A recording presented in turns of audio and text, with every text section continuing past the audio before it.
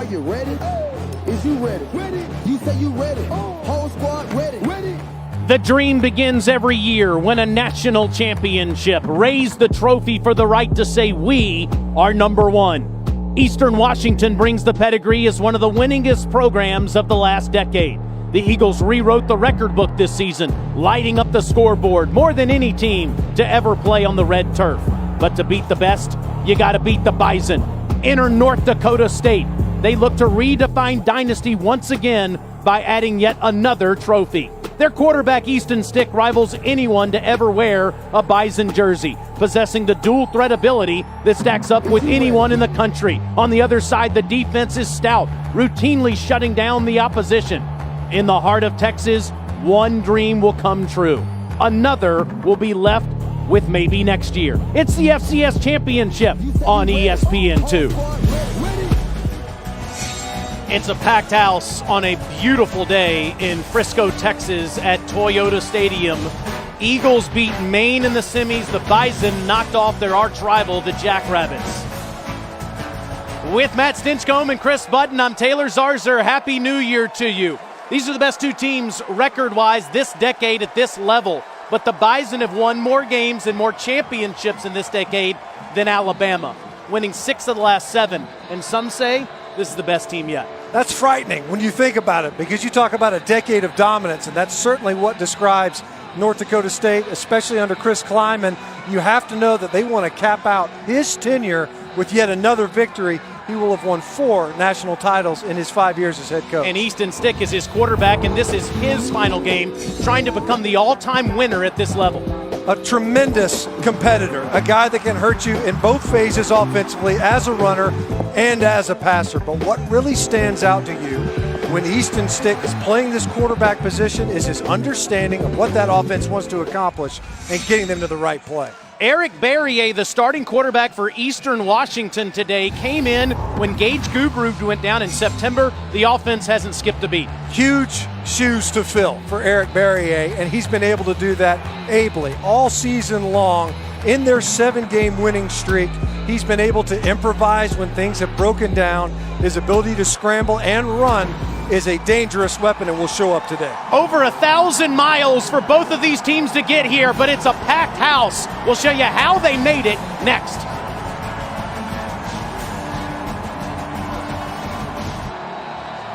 That's a lot of miles. Over 1,000 for Fargo, and then 1,800 from Cheney, Washington. The Bison did this cool thing with this Bison tracker we'll show you coming up a little bit later, but it is a packed house. The Fargo Dome, they say, is the loudest house in the FCS. Well, they're all here at Toyota Stadium in Frisco. National championship game. Eagles won the toss, but surprisingly deferred. Bison will get it first, and from the 6-yard line, it's Dimitri Williams, and he is tackled shy of the 25. Let's go down to the field and Chris Budden. Taylor, all those fans also here to see Chris Kleiman coach his final game as the Bison's head coach as he heads to Kansas State. This transition has been about as smooth as possible. He said he wanted to be honest with his team. So when he found out he got the job in the middle of practice, he told the team and then asked them, do you want me to stay along? The students and the athletes told me this week that meant the world to him, the honesty from the very beginning. Kleiman told me yesterday he hasn't had a chance to get emotional yet, but when that final whistle happens today, it may all hit him. He wrote the book on how to handle this type of situation. It's Lance Dunn, who missed last week, who's back at the game running right at the Eagles defense for 5, which does not feature JT Tuuli, who was suspended after the quarterfinal victory for violating a team rule. He was arrested on a felony charge, which was dropped lower to a misdemeanor. They thought they might have him today, Stench. They do not. Well, instead, it'll be Dylan Ledbetter, the junior, and in place of the Big Sky Defensive Player of the Year in Tuuli, and he got pushed right off the ball in that first snap. Dunn with an elbow injury for 5 yards. Stick wants to throw, instead will take off, and that is his 100th run of the season. It'll be 3rd and short. Stick, who was up for the Walter Payton Award, was a finalist for it, did not win it.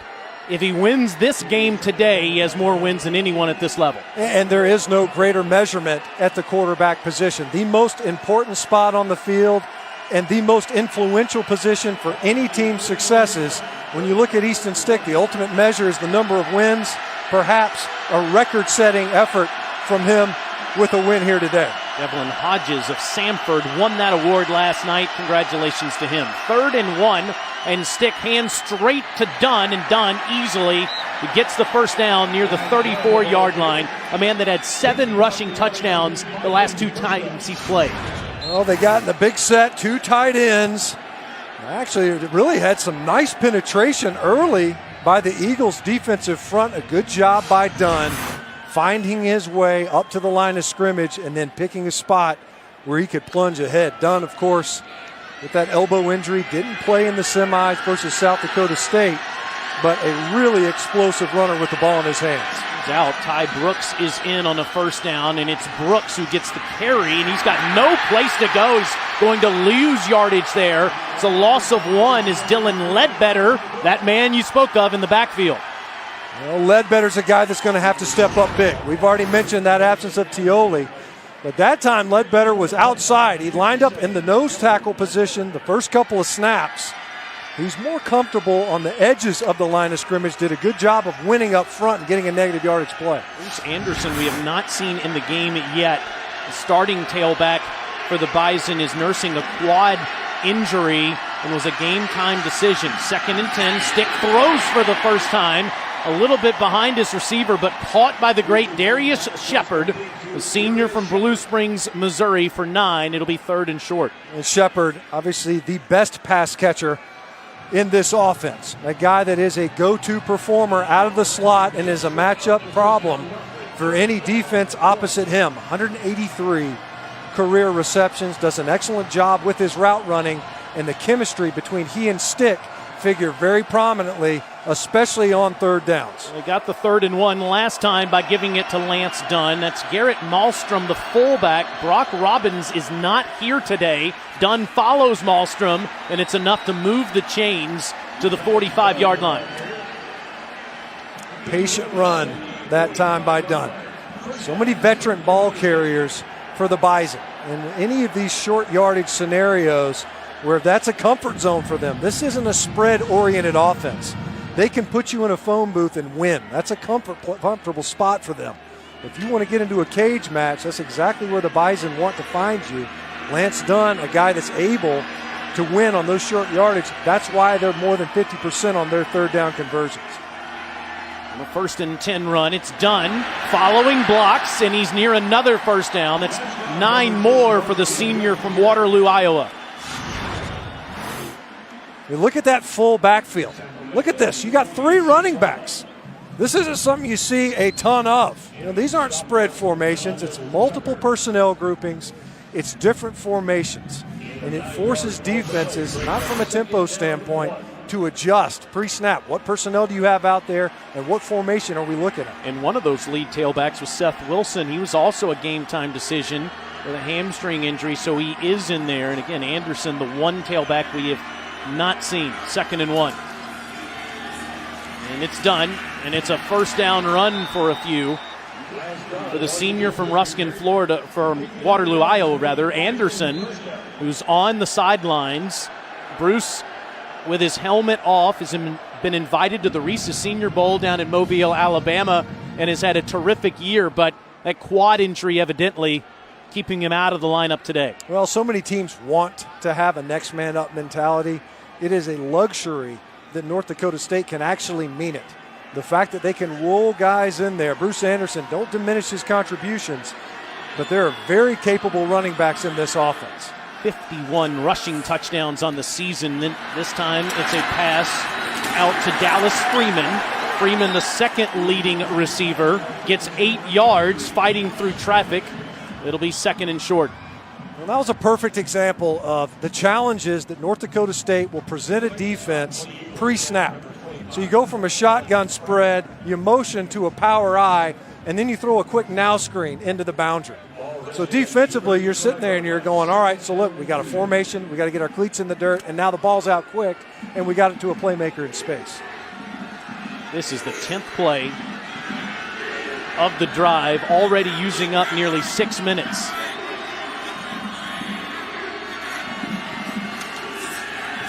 Stick will throw the long ball one-on-one.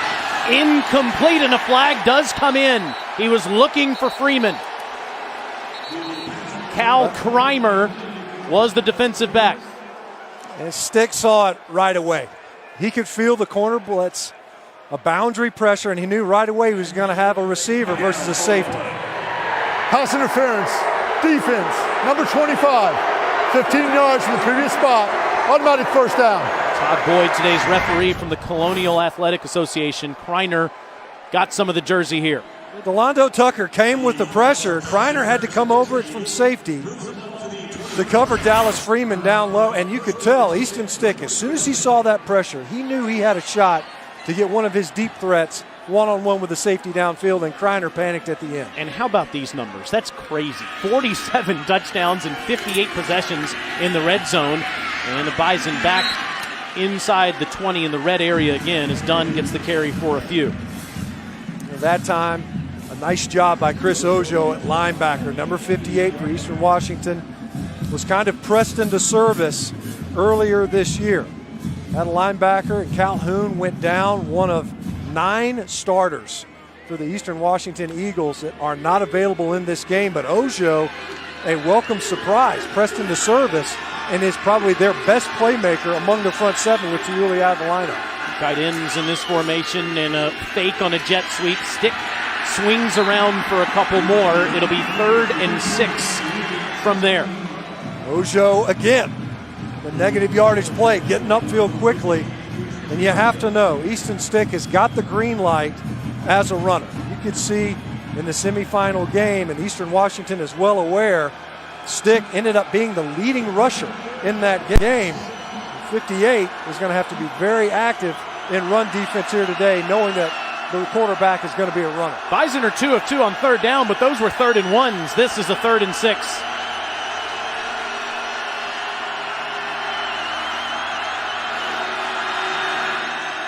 Stick surveying the entire field, and the last option down at the bottom is done, and he's tackled in open space by Josh Lewis, forcing 4th down. They brought Darius Shepard in motion. He comes all the way across the formation. They ended up lining up to the right, and you could see Stick wanted to go to Shepard.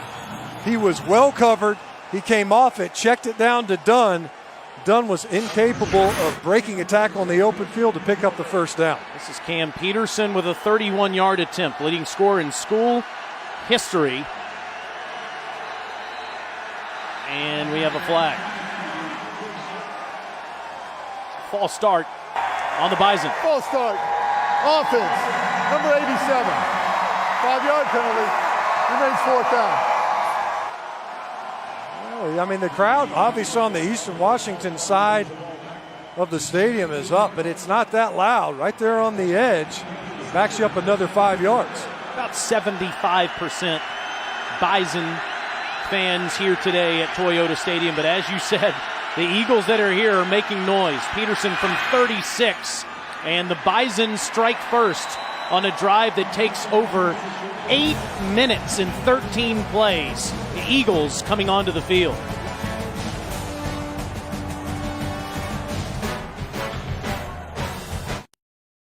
CAA FCS Football Championship, brought to you by Pizza Hut, official pizza of college football. No one out-pizzas the Hut. Great tailgating scene outside Toyota Stadium here in Frisco. I saw Stench's car pull out of the hotel about 6:45 this morning. I bet he was out there riding that bull with all those Bison fans. Lose that bet, buddy. North Dakota State leads Eastern Washington 3-0. Can't go 8 seconds, huh? I won't go any seconds. The lumbar spine says you're nuts. I'll tell you what, in this game, I was surprised that Eastern Washington kicks to North Dakota State to open this game, but chalk that up as a win to force a field goal on the opening possession. The Eagles will start at the 25-yard line. Speaking of the fans and how they got here, North Dakota State buys all the tickets to this game, and they have this app, this Bison tracker, and look where all these people are coming from. I mean, every part of the country, and even a couple down there in the water in Cuba. Just everywhere. Pretty neat that over 10,000 of them, almost 11,000 of them, use this tracker to say, hey, here's how we got here. Over 1,000 miles from Fargo, North Dakota. Almost 1,900 miles from the eastern part of Washington in Cheney. Eric Barrier in shotgun formation with Simba Webster. And Barrier throws at the feet of his intended target. That's the tight end Henderson Belk. Barrier, 8-1 as a starter, won 7 consecutive games. In his game in the semifinals, he set a record throwing 7 touchdowns in the FCS playoffs. And we talked to the coaches. They could not have been more glowing in their commentary about Barrier. Not just what he brings from a skill set standpoint, but his countenance. Nothing's ever too big for him. Handoff goes to Sam McPherson, and McPherson trapped in the backfield, no gain. It'll be 3rd down. As you see Marquise Bridges come in there to make the tackle. Bridges in the backfield, coming from a boundary pressure. We've already seen one from Eastern Washington. Able to get into the backfield. Nowhere to go really though. Greg Menard played that very, very well at defensive end, the All-American performer for the Bison, and a 3rd and long to open the game. Barrier under pressure, escapes, caught up near the 40-yard line by Webster, and that's the danger with Barrier. You think you have him, and instead it's a 17-yard reception. And that's exactly what defensive coordinator and soon head coach Matt Entz was worried about, as you see a wholesale defensive line change for the Bison. And continue to go quick, but this at the feet of Boston, incomplete. And to your point about Eastern Washington's identity, they're 111th in the country in time of possession, just over 27 minutes a game. But Aaron Best told us, we're going to do what we do. We're not changing to play the Bison. No doubt. And that conversion was huge, if nothing else, to extend this possession after a long opening drive by the Bison. 2nd and 10, continuing to go fast even after incompletions as Jason Williams makes the catch, the junior from Tacoma, Washington. Best in his 2nd year after Bo Baldwin, who did a fantastic job, went to Cal to be the offensive coordinator there, getting his team back to the championship game for the first time in 8 years. And Eastern Washington, a proud program. They've been to the semifinals 4 of the last 6 years. This is their chance to try to replicate their successes from 2010, but a 3rd and short outside of what they normally are good at here. Barrier fakes to McPherson, and out in traffic, gets caught by Drasante Dorton, and Dorton's got enough. It appears at first glance, but we'll see. It is, in fact, the 1st down. A great block outside on the perimeter on Marquise Bridges. Looked like Bridges might be able to force outside just there at the last second. Barrier just throws it to the bench. 2nd down. As we have seen Oregon, Baylor, Auburn, now so many teams across the country go fast, this is at a different level. And I think this speaks to the respect on that 3rd down play that the Eagles have for North Dakota State inside. You got a 3rd and short, but you're going to try to move the line of scrimmage to the perimeter and take your chances outside versus trying to slam it up in there versus the core of the Bison defense. Barrier against his body with Dennis Merritt wide open. There is a flag down. Merritt tiptoes the sideline inside the 10-yard line. We'll see if it stands. If it does, it's 39 yards. You see North Dakota State, they're saying bring it back. They're able to sneak Merritt out of the backfield.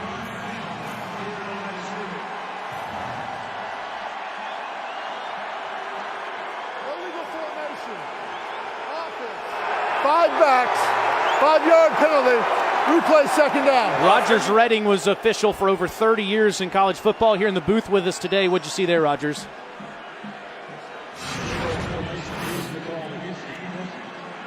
Here's in the backfield. 5 in the backfield, illegal formation.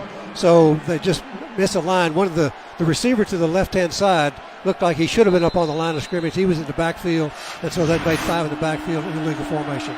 So that's a good call. 2nd and 15, negating that 39-yard reception. And it's McPherson who gets past midfield back into Bison territory. We'll see how that figures here in the first quarter. You talk about negating a huge play for Eastern Washington. Second, maybe only to extending the opening drive on a 3rd and long after leaving its defense out on the field versus the Bison offense. You get that extension, and then you get a big explosive, only to have it undone by procedure. Eric Berrier, the sophomore from Inglewood, California, extended 2 plays so far on 3rd down. Doesn't like what he sees. A flag comes in again. He'll take off, gets a block, is inside the 30-yard line, and is at the Bison bench inside the 29. It's 19 more, but we'll see what the flag is here. Looks like it's going to be a holding, and likely on the most experienced and durable offensive lineman for Eastern Washington, and Chris Schlichting started every game he's played at Eastern Washington. Offense, number 74 and number 63. 15 yards from the previous spot. Replay 3rd down.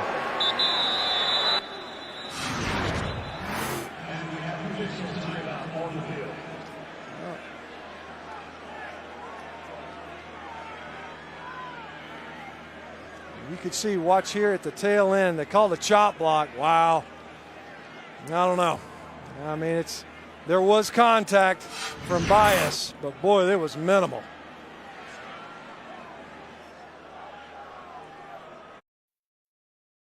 UFC fans, this is the moment you truly all been waiting for.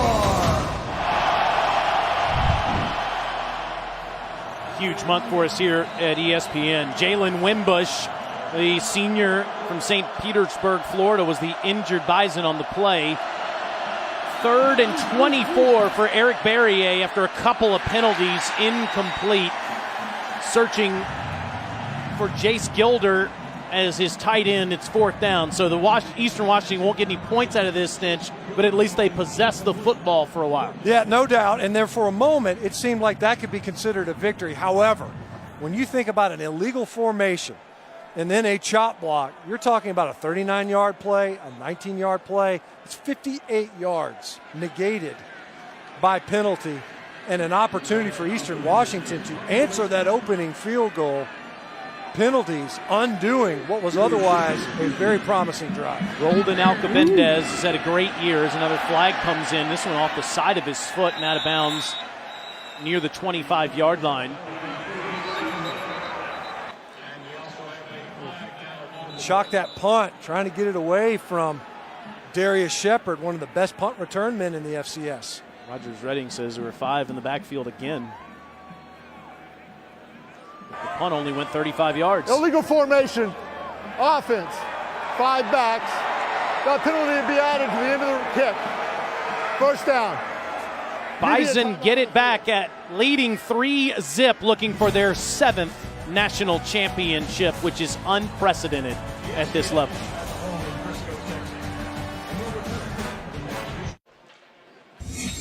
These are the modern day dynasties, Geno and UConn, Tom, Coach Belichick and the Pats, Coach Saban and the Crimson Tide looking for another Monday night.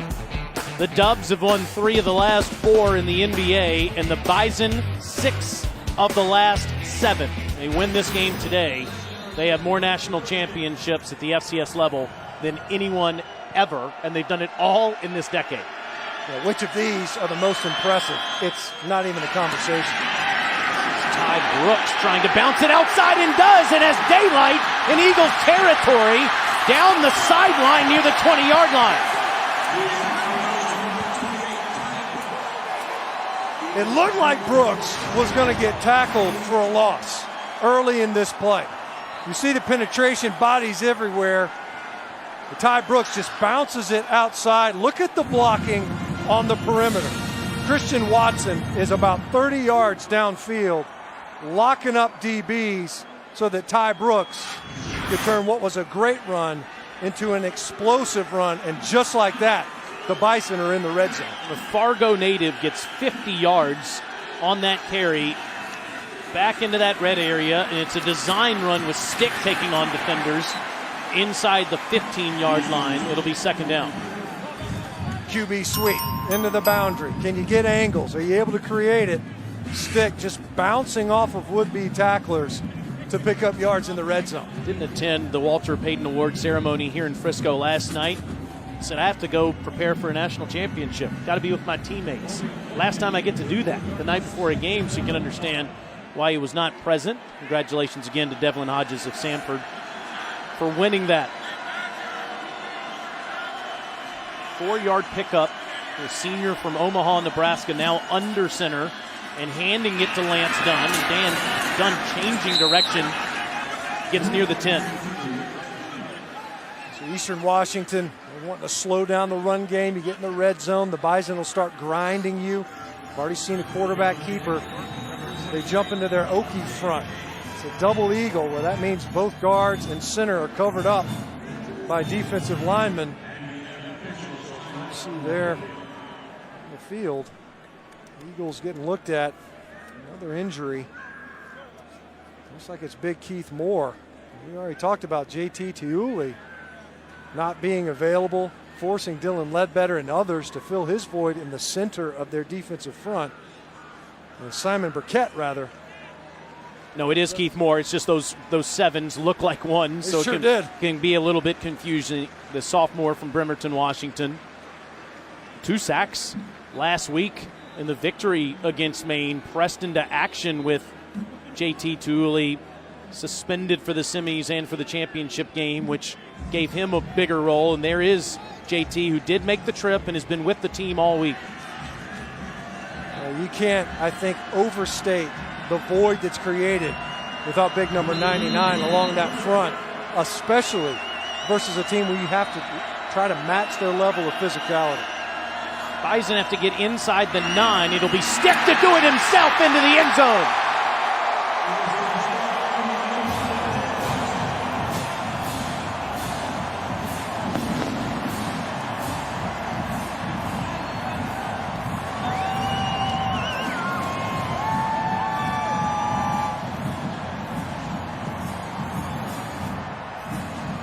It's his 14th rushing touchdown. He did have 14 actually going into the season. Make that his 15th rushing touchdown of the year. Cam Peterson's extra point is good. Wide open space directly in front of him there. He had 3 rushing touchdowns in that semis. You see so much going on in the backfield. The fly sweep motion was more than enough to not only win eyeballs but widen the Eagles' defense. You get in that red zone, it happens quickly. Easton Stick untouched into the end zone and showing us how it's done. That's how you get the 48 wins. And the Bison, after being stymied on that opening possession, on the heels of what was an explosive play, looked like it could have been a negative yardage play, Ty Brooks gets downfield. A few plays later, Easton Stick gets in the end zone. And he's always had the ability to run, right? But especially in the playoffs, he has showcased that with over 100 yards rushing last game against South Dakota State and 3 touchdowns and a rushing touchdown here. It just kind of keeps coming at you. And this is a guy where we've seen so far in the passing game on a couple of instances where he didn't like what he saw. Either had to tuck and run, check the football down, but it's just a matter of time because he's that talented and knows what he's seeing from the defense. A text message to Carson Wentz yesterday wishing him well. And Dennis Merritt is coming out in his end zone. And he is shy of the 20-yard line. Wildcard Weekend starts with our game on ABC, ESPN, and ESPN Deportes today at 4:35 Eastern. Over in Houston, the Colts taking on the Texans from NRG Stadium. Our coverage starts with postseason NFL Countdown at 3 Eastern, and both are live on the ESPN app, so you can watch anywhere. Here are all the players Eastern Washington and NDSU have. They're currently in the National Football League, and a bunch of them there. Emmanuel, Williams, Board, they're all playing this weekend, with Haig playing today against the Texans. All the football stench is in Texas today. National championship in Frisco. There's 2 playoff games in Houston and over in Arlington later today. Is some movement at the line of scrimmage. There's a lot of good ball players that come out of the FCS. There's 160 of them on current NFL rosters. 39 have made it to the Pro Football Hall of Fame, and who knows, there might be a few out there on the field here today.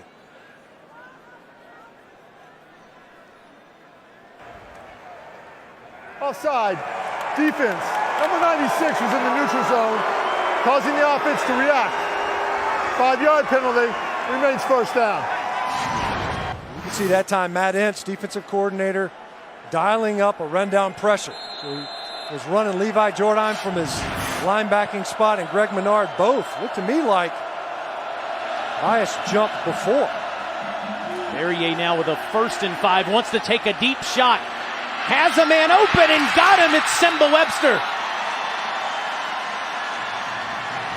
Webster is Barrier's go-to guy. If Darius Shepard is Easton Sticks, then Webster is Barrier's. And that time, plenty of time to get into the second window of that post pattern. 39 yards. Barrier across the middle, ball deflected. The flag does come in, but wonder if it'll be picked up because of the deflection here.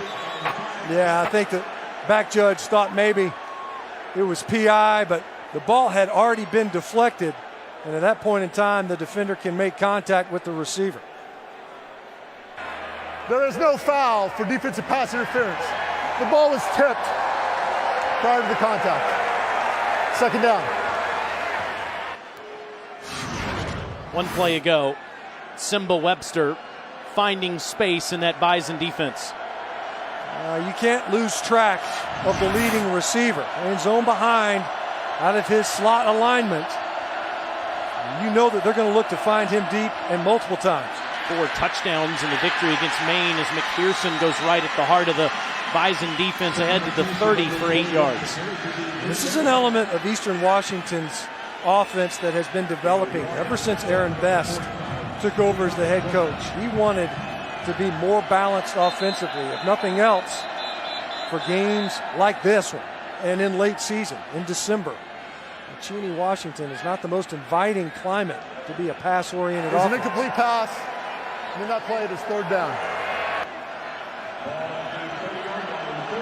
There was a little confusion, of course, after the first down play when the flag was picked up. There was an incompletion. And then after this 8-yard play, it's 3rd and 2. And on the option, Barrier has no place to go, was looking to throw, and will take on defenders and be stopped at the 29-yard line.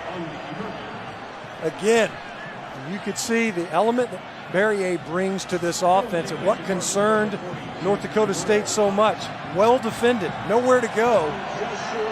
Barrier able to get back around in a 4th down attempt, down 2 scores in this game early for the Eagles. Eastern Washington just 9 of 23 on 4th down this season. And it's Barrier who gets it inside the 25, running free down to the 23. There's no way that Eric Barrier is 200 pounds. I'm just not seeing it.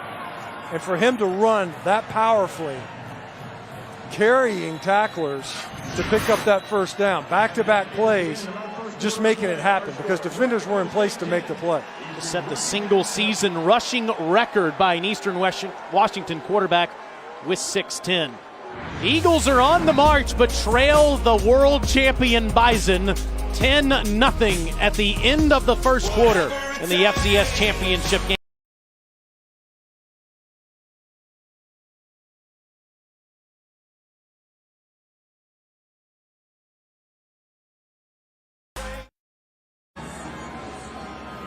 Bison shut out Eastern Washington in the first quarter, and they haven't allowed a second quarter point since October the 27th. In fact, they've only allowed 24 points total in the second and 24 points total in the fourth quarters of this season.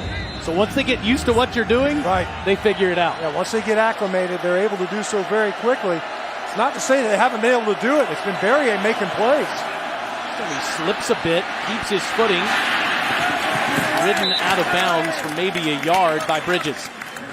That slip was just enough because otherwise he had the Bison leaning towards the left side of the offensive formation. almost like a counter play. And you can just see how quick he is with the ball in his hands. We were talking with Dan Hawkins, head coach at UC Davis.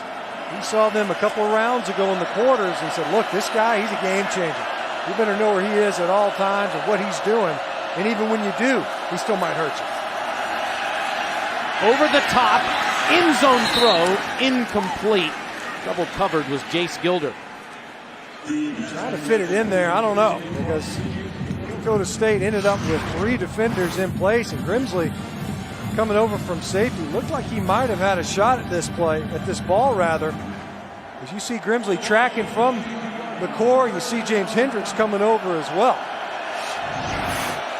3rd and 9 with Eastern Washington at the Bison 22. Throws it right to Custer, but Custer can't get anything there. He's tackled immediately. It's 4th down after Derek Tuska was there, and Alcobendez will come in the game to try to put the Eagles on the board. North Dakota State is not a big pressure team, but usually you get them in the red zone and you'll see some. That time, they brought from the slot pressure, and Dan Marlette came unabated right into Barrier's face. Alcobendez is perfect. Kicking field goals on the season, this from 40. And he hooks it in. 16 for 16, and it's a one-score game again as Eastern Washington tries to win their first national championship since 2010.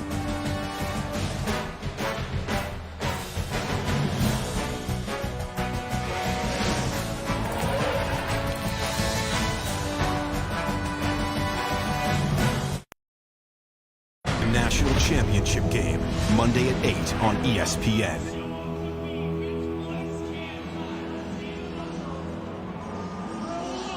This national championship is 10-3 after the Bison allowed their first points in the second quarter since the end of October.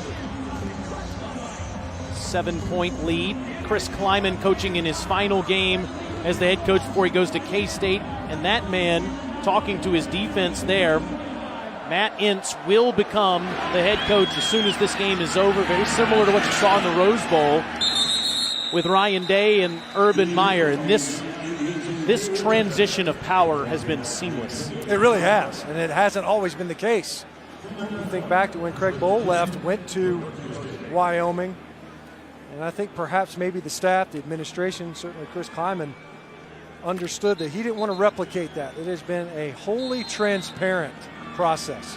The coaches that will be leaving with Coach Kleiman are known, and of course, even from a recruiting standpoint, there's been collaboration with Matt Ince. And said, Chris Kleiman taught me every player on the team is important. Grow the relationship with everyone. Easton stick. The design throw out of the backfield. It's caught by Nate Jensen. And Jensen's up to the 35-yard line, Chris. Yeah, I talked to several players this week about what they thought about the process and the honesty. And they said that was what has made this thing so smoothly. The fact that he's on a cell phone in the middle of practice, they know what's going on. They're not stupid. And then he comes over and tells them and asks the guys, do you want me to stay? He said, from Easton Stick told me several other seniors, we've been with this guy for 4 or 5 years. The fact that he came to us, asked our opinion, is what meant the world. He even told us, if this was a bowl game, I don't know if I would have stayed. 1st and 10, and a run that goes to Brooks, and he gets maybe a yard, and it does, to Chris's point, that's what makes the FCS playoffs so unique. And he thought, as she said, maybe it wouldn't be best, but his players very quickly told him that it was, and he said, I've given everything I have to this program for 8 years, and it's given me even more back. That's hard to imagine when you think about it, because everything he's had has been an awful lot. You're talking about 3 title games, and perhaps even 3 championships, rather, and a 4th perhaps in only 5 years. That is efficient. It tied Jim Tressel for the most in FCS history. If he wins it, Dallas Freeman gets free for a first down right into Eastern Washington territory. Great block by Darius Shepard. Coming outside, trying to get just enough to spring upfield. Did an excellent job of leading on this play. That's really what sprung it. Dallas Freeman with a big conversion there. Obviously was involved with the pass interference that got North Dakota State downfield on their opening drive that led to a field goal. But Darius Shepard, a weapon in special teams, also making his presence felt as a blocker on the perimeter. Stick 5 for 5 for 45 yards in this game. Back to the ground. He has a rushing touchdown. He's ahead to the 48-yard line. And you were visiting with Al Grove before the game, who's calling the game on radio today. Both of you guys feel that Kleiman's philosophy will work at Kansas State. Yeah, I just think it's a fantastic fit. Now, there's not many coaches that make the jump, and it's a big jump, not just to the FBS, but to a Power 5 school. Kansas State, obviously, in the Big 12, and all the things that come with that, bigger staffs. You're going to be recruiting 22 more guys, 85 scholarship players versus 63. And then, of course, the recruiting process in general. Otherwise, football is football, and Kleiman has been highly successful doing just that. 2nd and 8 play done as daylight, and he's tripped up a yard shy of the first down. It'll be 3rd and 1. Nice run by Lance Dunn. It's part of the blueprint for what the Bison do. Physical blocking out front. Tanner Volson, All-American center, pulling around, showing his athleticism. And Dunn, he's been the drumbeat in the running game so far. Chris, he just went over 3,000 yards for his career. And he's going to stick to the ground. No trickery today because he's torn his UCL. They haven't fixed it, but doctors say if it doesn't hurt, just don't throw the ball and you'll be okay. Did that against Colgate a couple of weeks ago, and he gets the first down run here to the 37-yard line. Pretty impressive to play with that kind of injury. Well, yeah, you think about it. This is a guy that he's been around this program for a while. Senior, he's contributed. He knows what championship effort looks like. And, of course, knowing that he's got a chance to make a record-setting win here today at the FCS level, exceeding the 6th that Georgia Southern put together, the 7th potential title. I don't know when it's done wanting to be a part of that with just that elbow. More than doubled the time of possession so far in the game. And on a 1st and 10, Stick has all day, waits for a receiver to get open, and it's done. And he's inside the 20 again. They went heavy play action. And the intent certainly wasn't to get this ball to Lance Dunn. They had 2 receivers streaking downfield, well covered by Eastern Washington. This isn't a bad option, though. Get the ball to Lance Dunn in open space. Also showing some versatility. These running backs aren't just ball carriers, they're receivers. Well, it's really kind of you to acknowledge all the skilled players, but I know where your head's at. The offensive line is owning Eastern Washington right now to give Easton Stick all that time to go through those progressions. Springston being objective, giving everyone some love as Ty Brooks goes around the edge for maybe a yard or 2. Congratulations again on your Hall of Fame induction into the College Football Hall of Fame up in New York City last month. We're seeing some guys, especially on the left side of that line today with Ray Duns and Connor. They're having quite a game. They're doing a great job. You know, I mentioned Tanner Volson earlier. You know, he's just so athletic at center. They do a great job getting out in space and escorting their ball carriers on the perimeter. And when they're testing the edges of Eastern Washington, they're doing a good job of capturing it and getting their runners outside.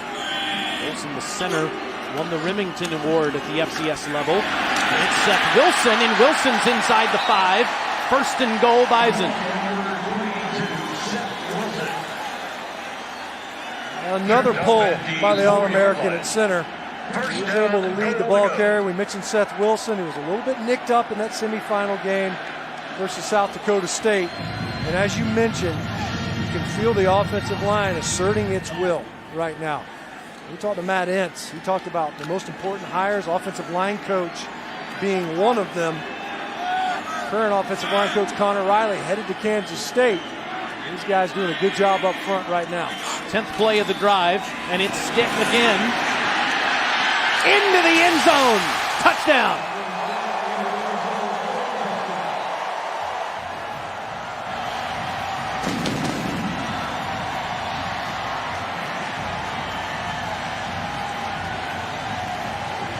Well, you beat me to it, Taylor.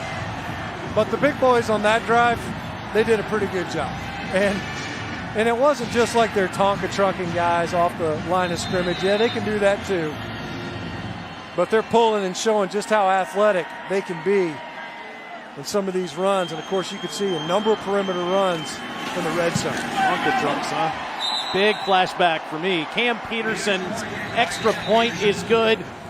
And this man has a chance to become the winningest quarterback in FCS history, already with 2 rushing touchdowns.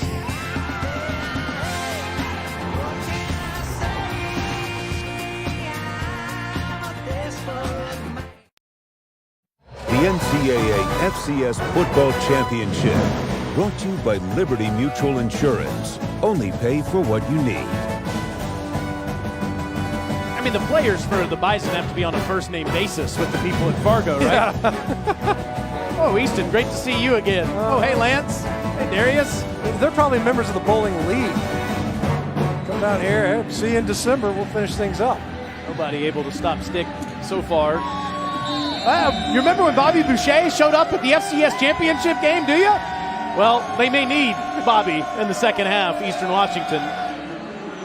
Even Bobby Boucher looked a little nervous about tackling Easton Stick.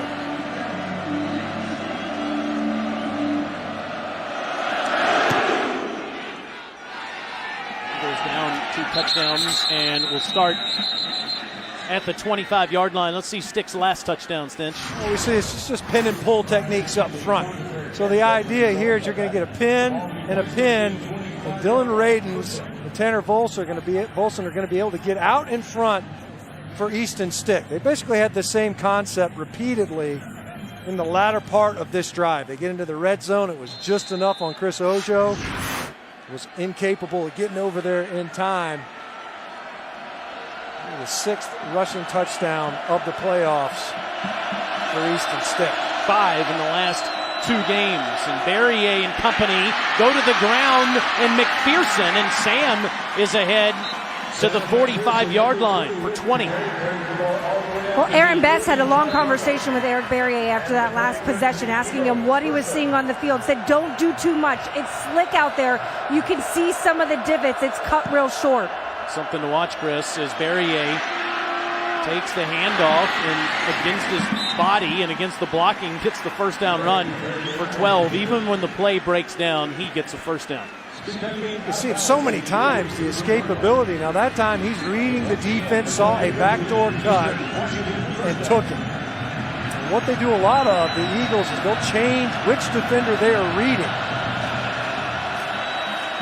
Back to McPherson. And this is Custer, rather.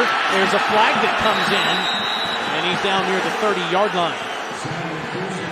We're going to get a hold. Aaron Best is going to blow a hamstring.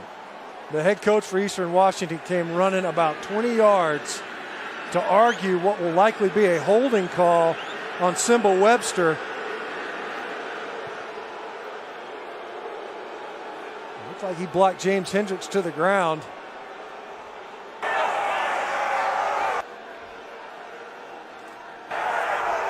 Holding. Offense. Number 5. 10-yard penalty from the spot on the foul. Replay first down. As you'll see coming into your picture, there's Webster, the Hendricks, and he's got a handful on the outside. It's just too easy, I think, for the judge, for the side judge to throw it out there, the line judge rather in that instance. You're going to get a lot from Aaron Best after that one, Coach. He's got him locked up pretty good and takes him to the ground, so you can't not. That's one you can't not call. It's just too obvious that right at the point of attack also, so that's a good call. It's a reverse here to Williams, who wanted to throw it and ends up throwing an incompletion at the very last minute there. Second down. We're waiting to see one of those. So there's one of your left-handed passers. Jason Williams had a chance to try to get the ball downfield. They were able to hit one of those earlier in the playoffs. Another late flag, yeah.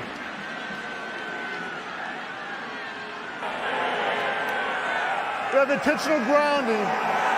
Offense number 5. It was not the original receiver of the snap that threw the ball forward. Intentional grounding, lost it down to the spot. Rogers Redding, how about that call? The player The rule is that if someone besides the player that receives the snap gets outside the tackle box and throws it away, that's intentional grounding. The only way you can legally ground the ball like that is if the player who originally got the snap is the one that runs outside the tackle box and throws it beyond the line of scrimmage.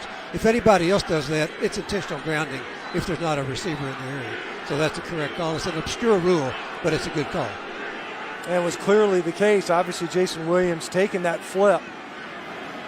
We talked to Bodie Reeder whether or not we were going to see that type of a play, gadget play, he called it trick play. They say that's just part of our offense. 82nd in the country in penalties with over 87 yards per game. They already have 6 for 60 in this one. From the 50-yard line, Barrier overthrows Andrew Boston. It'll be 3rd and 17. You can see that time. It's different pages with Andrew Boston. Freshman. He is the deep threat for the Eagles, and you can see Barrier disappointed, obviously, with that last snap. And there's concerns now when you're the Eagles because you missed an opportunity there in the first quarter. You're going backwards. Penalties costing your offense not only opportunities, but field position. Barrier escapes pressure. Goes to the sideline, and Simba Webster out of bounds. 4th down. At that time, it was Derek Tuska coming opposite of Greg Menard. All-American. Barrier having to scramble out. We've seen that dangerous enough. When you get 3rd and 10 plus, that's a lot of grass to be able to defend for the Bison. Let's go back to that holding penalty. You have to think, because otherwise you're looking at an offense that was starting to clip a little bit. It's actually Andrew Boston, the intended target there. So down 2 touchdowns. The Eagles have to punt it back to the Bison again. Alcovendez for the 2nd time. Instead of kicking it away from Darius Shepard, kicks it towards him, and he gets a great bounce. Tries to put on the brakes, but into the end zone. It's a 50-yard punt, and the Bison will start at the 20, looking for their 7th national championship.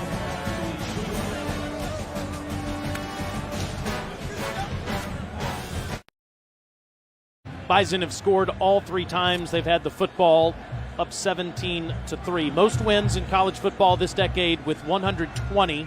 Now, Alabama has 112 and has played less games. They do have the same exact winning percentage, and it's fascinating to see the foundation that has been set by a couple of terrific coaches, both who have now gone on to the FBS. Yeah, you talk about just the operation of both of those programs, and North Dakota State as well coached a team as you'll see. Fully realized, top to bottom, players to coaches, even administration, I'm sure, but this is a well-oiled machine for the Bison. Some movement from the Bison. Yeah, I think Dylan Radens, who's been doing a lot of pulling, was a little bit early. It was going to be a tackle lead. False start. Offense. Number 75. 5-yard penalty. Remains 1st down. Please put 6:38 on the game clock. 6:38 on the game clock. And Craig Bohl, of course, was the first one winning the national championships. 104 wins in 11 years as the head coach in Fargo, now at Wyoming. That was an interesting move that he made, and he's starting to turn that Wyoming program at a winning season. Did not go to a bowl game, unfortunately. This is a no-brainer for Chris Kleiman to go to Kansas State, and all the people in Fargo seem to understand that. Lance Dunn past the 15 up to the 16-yard line. The question now is, can Coach Ince maintain that level of success? No pressure, right? Yeah, exactly. I mean, you look at it, an unprecedented run. I mean, just you talk about the efficiency and the excellence. 3 national titles, possibly 4 in 5 seasons. You look at the quarterfinal, the playoff appearances, you're right there. The program, though, seems positioned to continue on, but they lose 24 seniors after this game here today. Stick faking to Freeman. We'll get a few. It's leveled there. In fact, there's a fumble. But no, I believe the officials are saying that the ball was down. At least that's their initial ruling. Looks like field as the player was down prior to the ball coming out. Third down. It was DeHonta Hayes who came in and laid the boom on Easton Stick. Watch this shot at the end. Bam. But you can see clearly, knees down.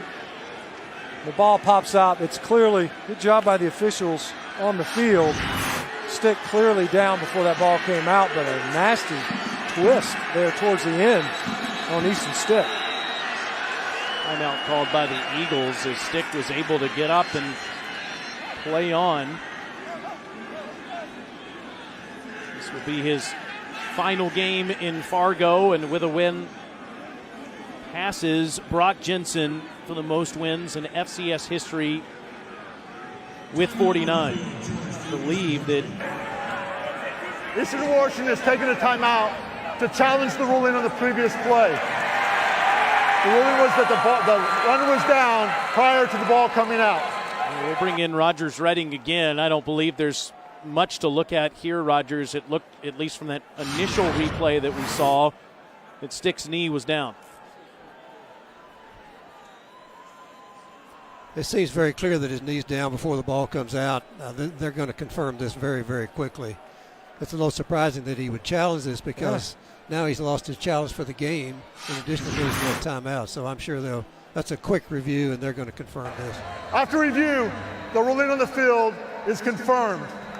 Third down. Eastern Washington has charged the timeout and has used that challenge for the game. And as Rogers pointed out, strategically now, so you've shot the one bullet you had now. And it was pretty evident that he was down. I get that the defenders are emotional. You want to get caught up in that, but you also don't want to burn your challenge this early in the game on what seemed to be clearly a downed runner. And it's 3rd and 12. If your defense can get off the field back here, yeah. And Stick make him pay.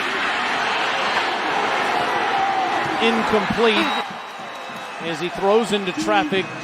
It's 4th down. Nice coverage downfield. That's been the case most of this game.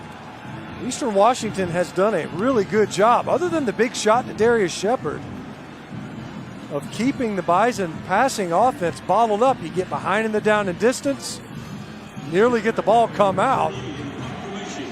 And as you mentioned, Taylor, so now you're going to get the ball back. Now, albeit you'll forfeit 40 yards of field position perhaps.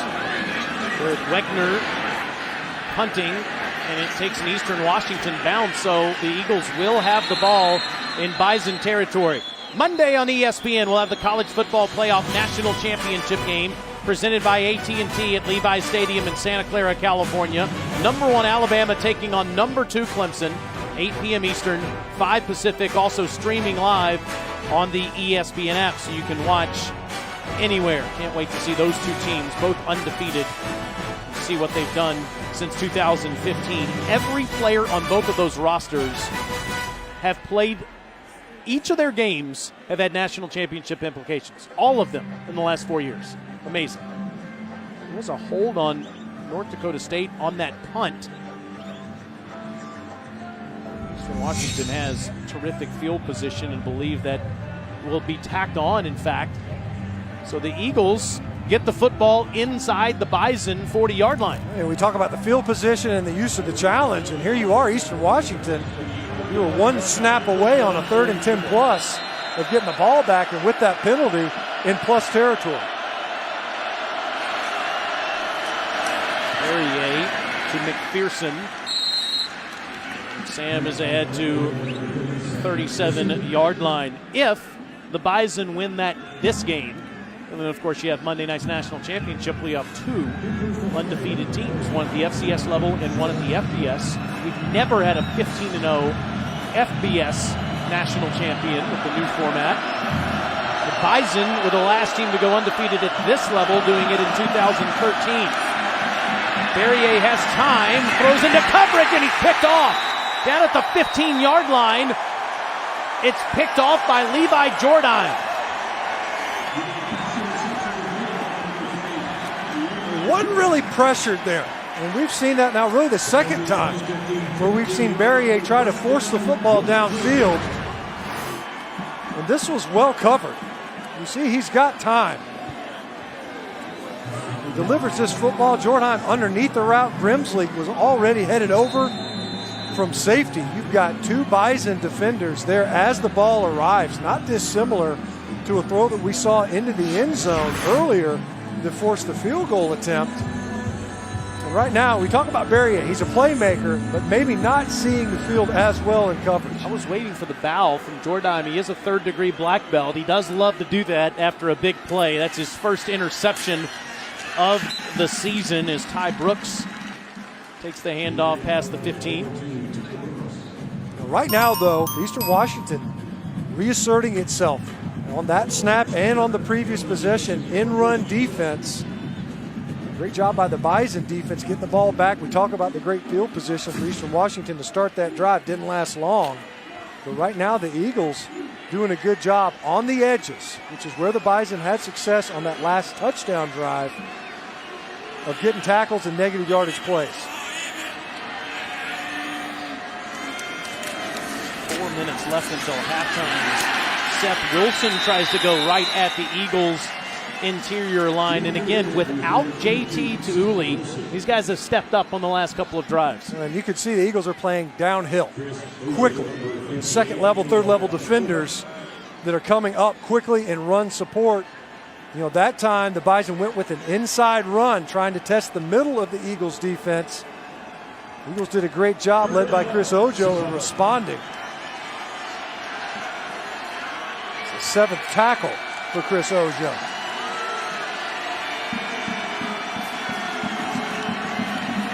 Stick on a 3rd and 7, incomplete.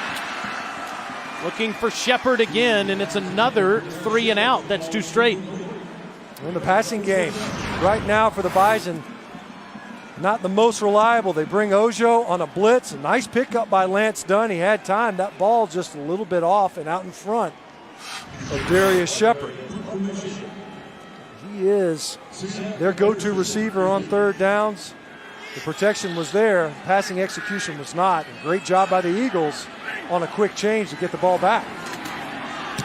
Pearson waiting on Wegner's punt. This is a much better punt that takes him back near his own 41-yard line. For more information on FCS football, visit NCAA.com, the home of all 90 NCAA championships. So Berrier gets a reprieve after the bad decision on the last drive and has good field position again here. Sophomore from Inglewood, California. It's interesting, Eric Meyer, who had an outstanding career at Eastern Washington in his own right, now a high school coach in California. He competed against Berrier, watched him on the field, and though Berrier had one scholarship offer to Hawaii, he encouraged him to come to Eastern Washington, thought he would have a chance to blossom and become a starter quickly. And here he is handing the ball again to McPherson, and McPherson is into Bison territory. A 1st down for the Eagles. Hey, you talk about getting the ball back to Berrier. You know, really all they lost was time and about 20 yards worth of field position. You don't want to marginalize that too much. 17-3, 2-possession game and 3 minutes to play. What could have been catastrophic, not so bad now. Right back at McPherson inside the 45 to the 44.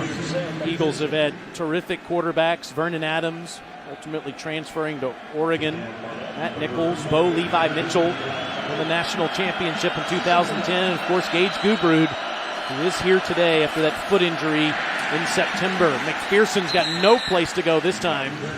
Bottled up, it'll be 3rd down. Great job by Jabril Cox. Defensive Player of the Year in the Missouri Valley Football Conference. Coming in there, crashing into the backfield. Eastern Washington was going to try to run a counter to the field side. The 90th tackle on the season for Jabril Cox. Eastern Washington, 2 of 6. On 3rd down today, they've missed their last 4. Got this one, though. Inside the 30, down inside the 25-yard line. It's the big tight end, Jace Gilder. Dragging tacklers. North Dakota State brought pressure. Jabril Cox up the middle. Was blitzing from the slot. Did not get there in time. And Jace Gilder able to get the big conversion. And now the Eagles once again knocking on the door. 2 touchdown catches in the semifinal win against Maine. That was 21 yards. Takes it out of McPherson's belly and throws on the run to Gilder. And it's a first down just outside the 10. You see that, just option football. You either hand it off to Merritt on the dive, you pull it, and then this is basically just a long pitch. Gilder downfield, it's a forward pass, sure, but you're putting that defender on the edge in conflict. Well executed by Berrien. In fact, it will be first and goal, marked at the 10-yard line. With 1:26 left, Eagles with 2 timeouts, trying to make this a one-possession game again.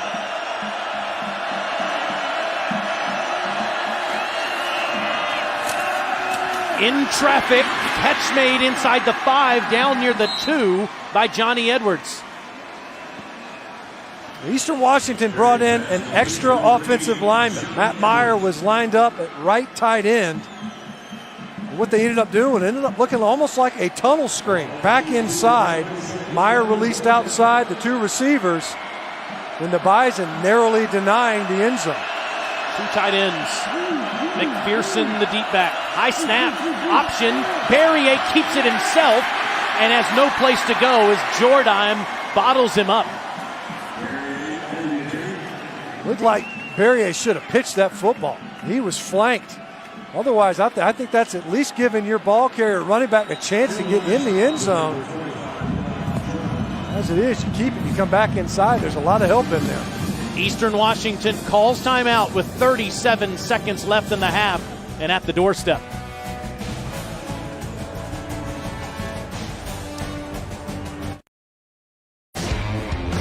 Eastern Washington last 3 plays to put them in this position. You wouldn't think it would be Jace Gilder. It would be the guy that pops up, but sure enough, 2 of the 3 plays going to the big tight end, and he's able to get Eastern Washington to this 3rd down attempt inside the Bison 5-yard line. Bison's red zone defense giving up touchdowns has been remarkable. Just 7 times all season. This time it is a pitch. McPherson can't get in. Tackled by Robbie Grimsley and finished off by Derek Tuska. He was 1 play too late with the pitch. You pitch it on the previous play to McPherson, you give yourself a chance. He was flanked and could have gotten in there. I think McPherson's scoring a touchdown on the previous play. This time, though, well defended by the Bison on the 2nd and 3rd levels. Robbie Grimsley not fooled to force that one out of bounds, and Derek Tuska was out wide as well. Gobendez made one from 40. This a chip shot from 20. It's a fake. It's a fake, and it is a touchdown. Is on the fake. It's Jace Gilder taking the toss from the holder, Gunnar Talkington.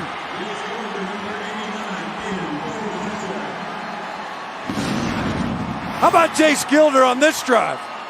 We talked to the coaches yesterday. We said, will you try to steal a possession, extend a drive? Why not here? Get a chance to pick up a touchdown. You had a shot for it on the previous 2. And Gilder is able to get into the end zone, catching the Bison off guard on a fake field goal. And keep in mind, the Eagles get the ball first to start the second half. And Rogers Redding is they'll take another look at this, I believe, to make sure that Gilder's This play is under further review. Stretched into the end zone. First and foremost, Talkington's okay to have his knee down there, right, for the holder. Yeah, that's right. As long as he's on a fake like that, you allow the knee to be down specifically for that play. I mean, there's obviously any other time the knee's down, the ball is down. But in that situation, on the fake field goal, they're allowed to do that. On this play, it's hard to tell without looking right down the goal line. His elbow may have been down on the ground, but from this angle, it's hard to tell. You know, without a look right down the goal line, it's really, really hard to tell. Here's a look down the goal line. We'll be able to see. Talkington, the backup quarterback. Gilder with 2 touchdowns last week. Just blocked from a view. And I believe that first look that we had probably is the best one.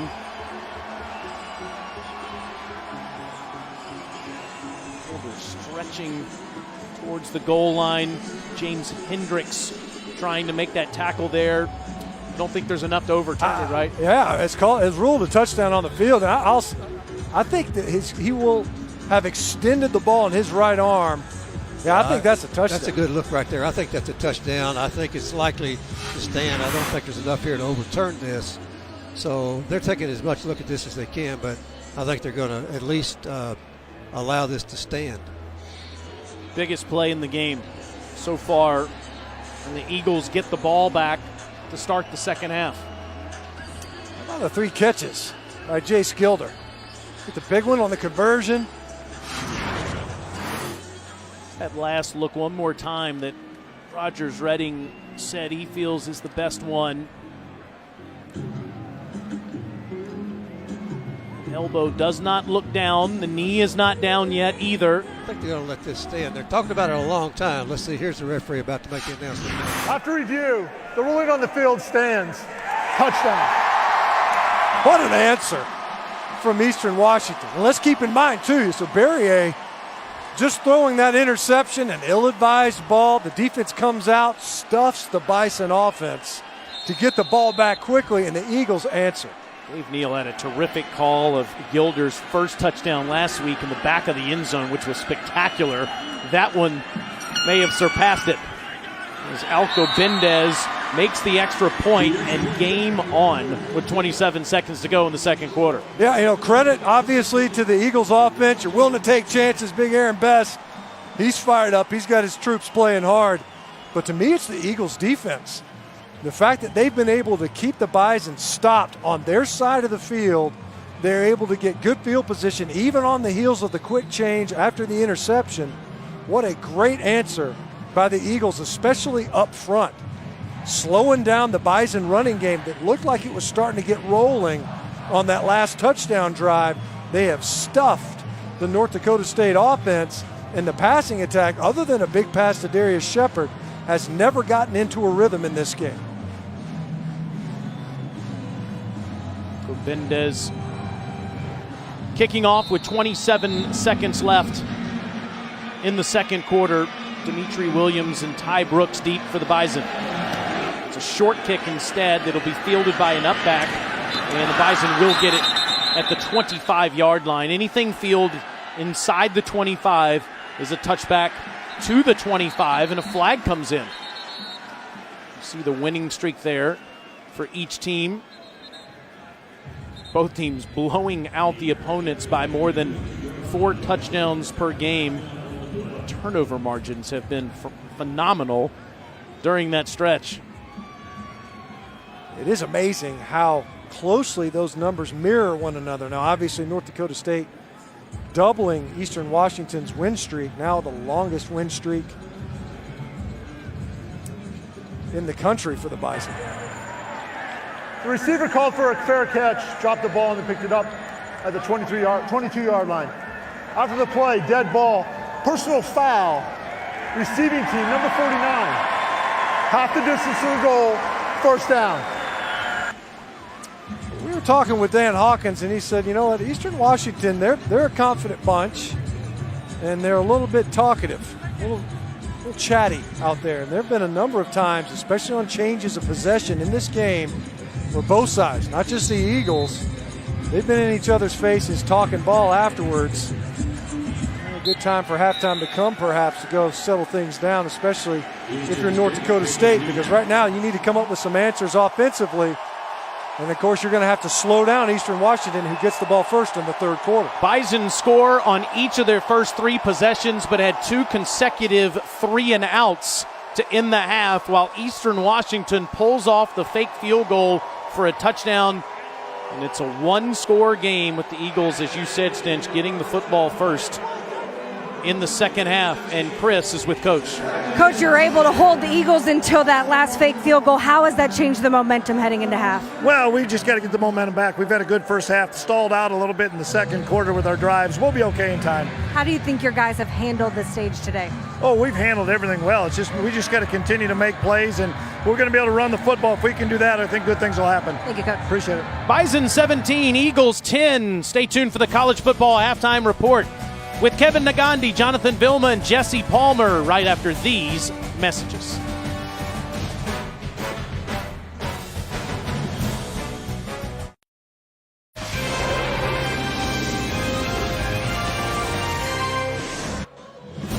FCS championship game has delivered. Bison lead Eastern Washington 17-10 as we get ready for the third quarter. Matt Stinchcomb, Chris Budden, I'm Taylor Zarzer. Stinch, the two winningest programs this decade at this level, and both have delivered. They really have. I mean, it was a really fun first half of football. The first quarter you could see, and it seemed as if North Dakota State was going to really start to assert itself. Easton Stick as a ball carrier, punching it in. They obviously went down and scored on their opening possession, but it resulted in a field goal.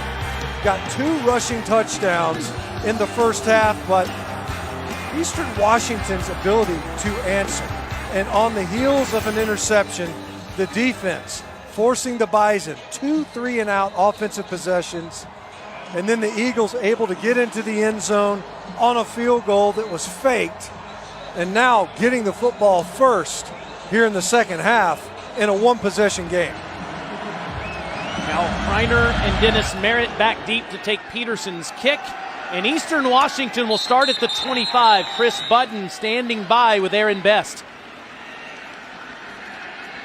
I'm heading into half with that fake field goal. What went into the decision?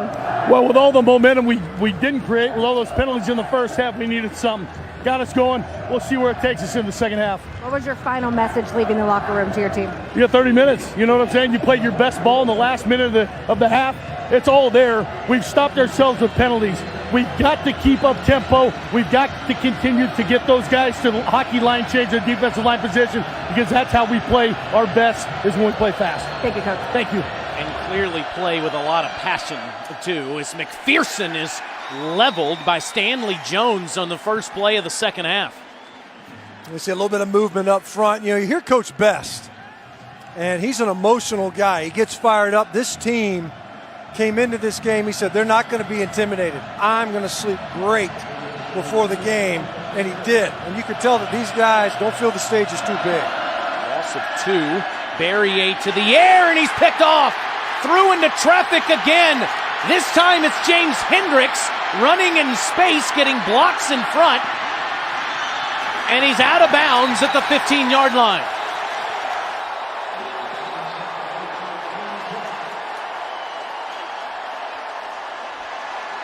We saw it a couple of times in the first half.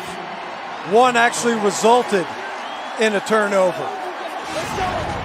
When we talked about Barrier, you know, he's had one heck of a season in relief of Gage Gubrud. You could see there a little bit late with the throw. And James Hendricks, who's watching the eyes of the quarterback from his safety position, out and up for Terrence Grady.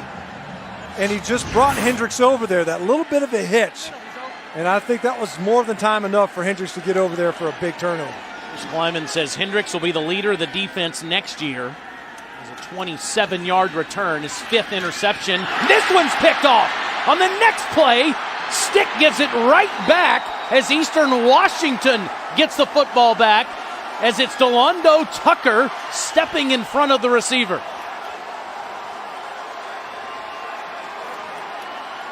Think it's going to be a fun second half? You fake it, and it looked like they had the handoff there, but Delando Tucker, who ends up just jumping this route right in front of it, looked like he was trying to get it to Dallas Freeman.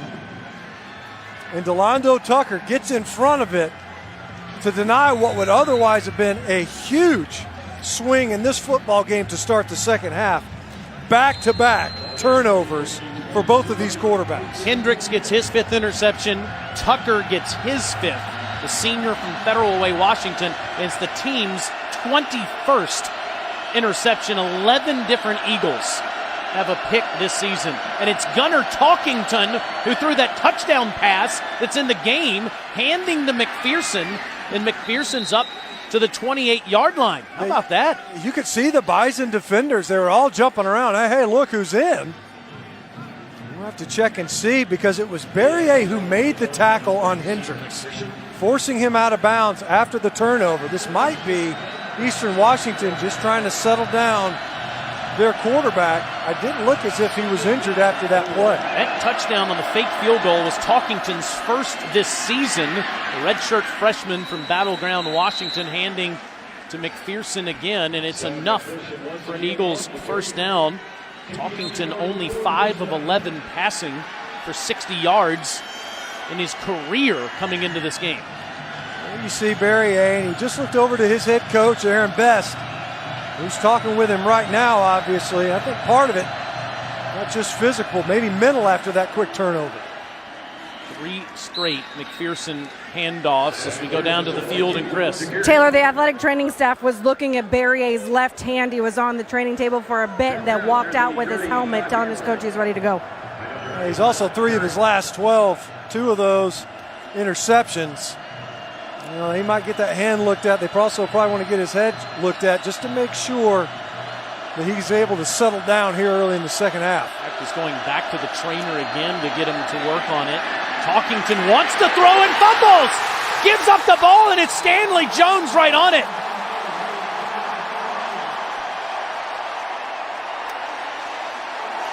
He's setting up to take a shot.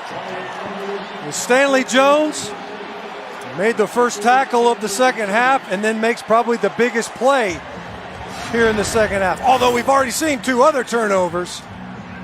Talkington in the game, in relief of Barrier. Jones just getting his left hand.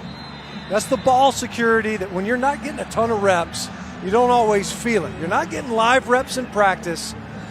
And so when you look at in-game situations, you're not always worried. You end up with a forced fumble, a fumble recovery, and a sack for Stanley Jones.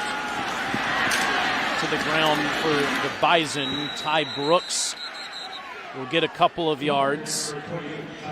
It's North Dakota State all of a sudden has been frustrated by Eastern Washington. Look at their last 4 drives. Well, look at the number of plays, right? Now, obviously at halftime, we wiped that one out, but you got an interception and then 2 3-and-outs right there to end the first half. And a little bit of rockiness, maybe some turbulence for the Bison offense. 3 backs back there. Stick wants to throw, steps up, incomplete. And well covered downfield. Eastern Washington has not been fooled, nor have they been lured upfield and run support.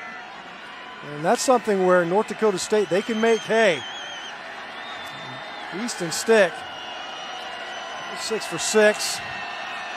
0 for 4 with an interception since.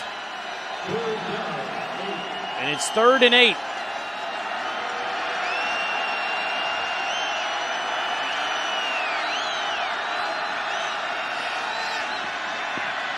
Stick lobs it to the end zone.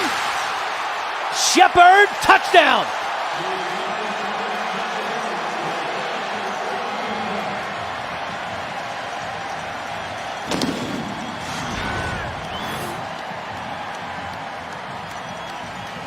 And he gets in, getting that right foot in, and that's his 8th receiving touchdown of the season in what is his final game.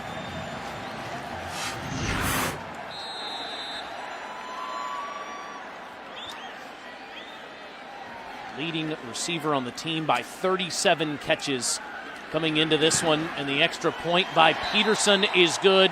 And once again, it's a 2-score lead for the Bison as they turn to their senior leader, Darius Shepard.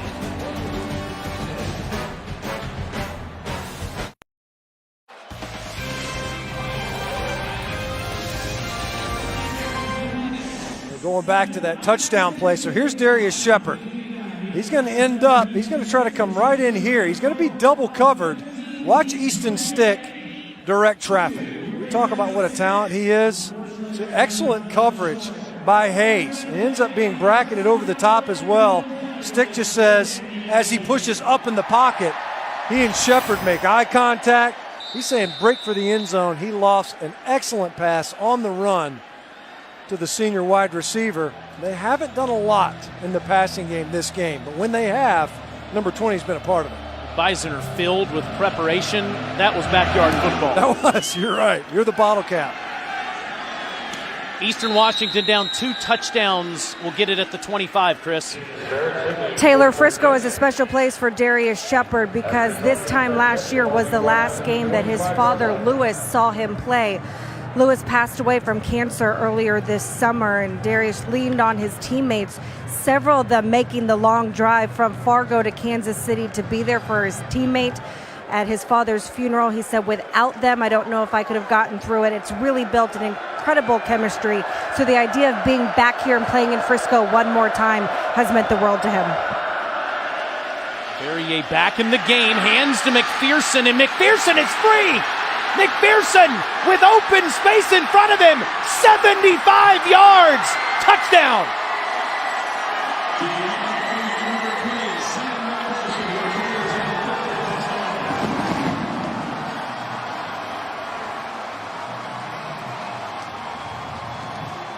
Wow! What a run by McPherson.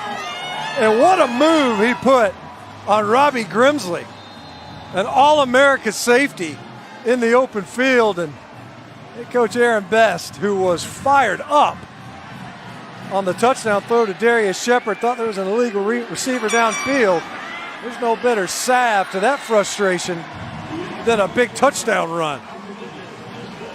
Second longest touchdown run of the year. He did have a 94-yard run this season. How did he get free this time? Well, you could see that once again the Bison are going to bring edge defenders. They're trying to get a late add to the box, but both Hendricks and Grimsley at safety were the next line of defense. Look at this void that they ended up having to start off with, and because of it, it gave McPherson, once he got past the line of scrimmage, you're already to the third-level defenders. And McPherson showing why Eastern Washington's running game has really expanded under Aaron Best. Coach Best talked about it. Part of it's driven by personnel. We got some guys that can run this football. They all average more than 6 yards a carry. And McPherson has really played well in the run game in this game. On the goal line, it's Dimitri Williams. Williams is stopped at the 15. Aaron Best, if he's wearing a Fitbit, he's had to take over 10,000 steps in this game. I mean, he walks from each 30-yard line, pacing back and forth. And after that McPherson touchdown, he turned and looked to every Eagle player and said, we're not going away. Yeah, I mean, you talk about the steps. That's when he's walking. That dude's running a lot of this game. He's trying to get guys' attention. And you can see the offensive production this year. They've had a record-setting season, and they've had to endure a lot of injuries, and they are not going away in this one so far. Stick back to the ground. Lance Dunn straight ahead, and he'll get more than 6 on the carry. Again, Bruce Anderson has not played in the game. Senior from Ruskin, Florida. A quad issue. Dunn didn't play in the last game due to an elbow injury, tore an ulnar lateral ligament. There's Anderson. He's never put his helmet on today, but Dunn, Wilson, and Brooks have been running the football, and so has Stick with 2 rushing touchdowns.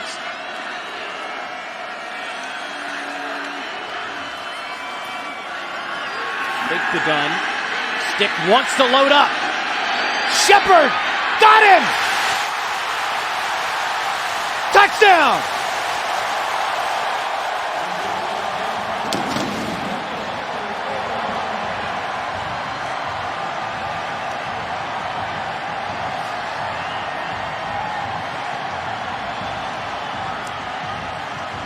The longest pass of the year, 78 yards.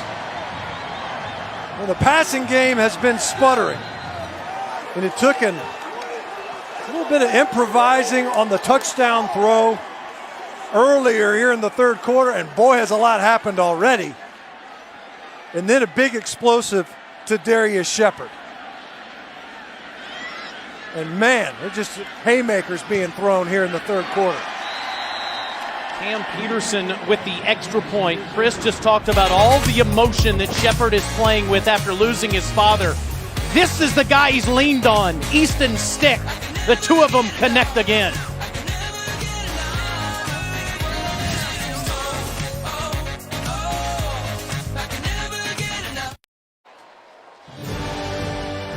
ESPN, celebrating 150 years of college football. The first way we're celebrating is by watching haymakers from each team. The latest, a 78-yard touchdown reception. Well, North Dakota State is in a big, heavy formation, but look at where all the defenders are.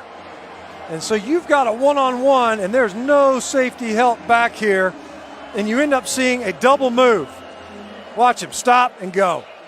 And that was just enough versus Delando Tucker to get the separation, and Easton Stick to put it right on the money to allow the Bison to throw their own haymaker after a couple already being caught and thrown on their side.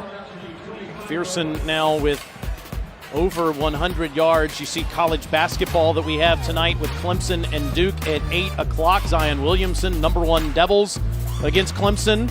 Tigers haven't won there in 24 years. Haven't won down the street in Chapel Hill in 60 years. Tonight at 8 Eastern, it's on ESPN and the ESPN app. So Clemson trying to have a rare victory in the Triangle tonight. Got great college basketball today. Virginia and Florida State, 2 top 10 teams coming up next year on ESPN2. McPherson goes for a few. It's at 139 rushing yards. He barely got tripped up on that one. You could see him pumping his chest. He's like, that's on me. If he picks his feet up, that could have been another big gainer for McPherson.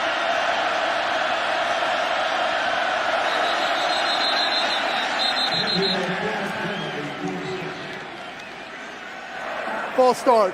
Offense. Number 28. 5-yard penalty. We made second down.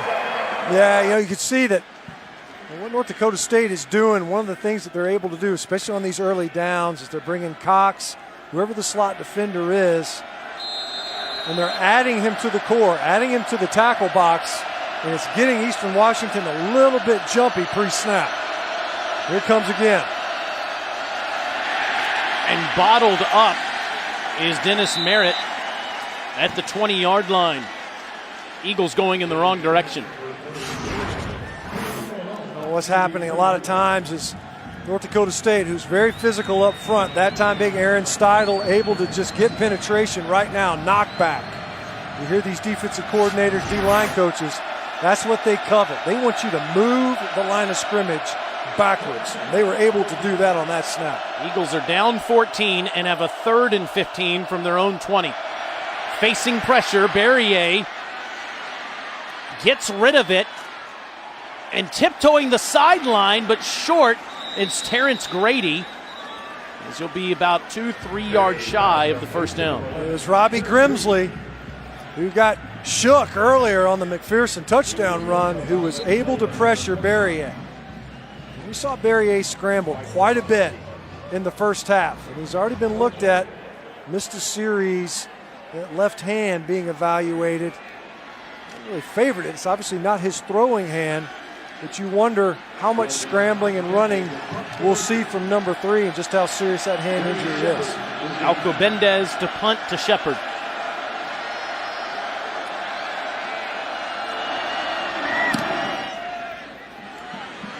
Shepard makes the fair catch at the 28-yard line. Almost midway through the third quarter. Everybody take a breath. Bison up 2 scores.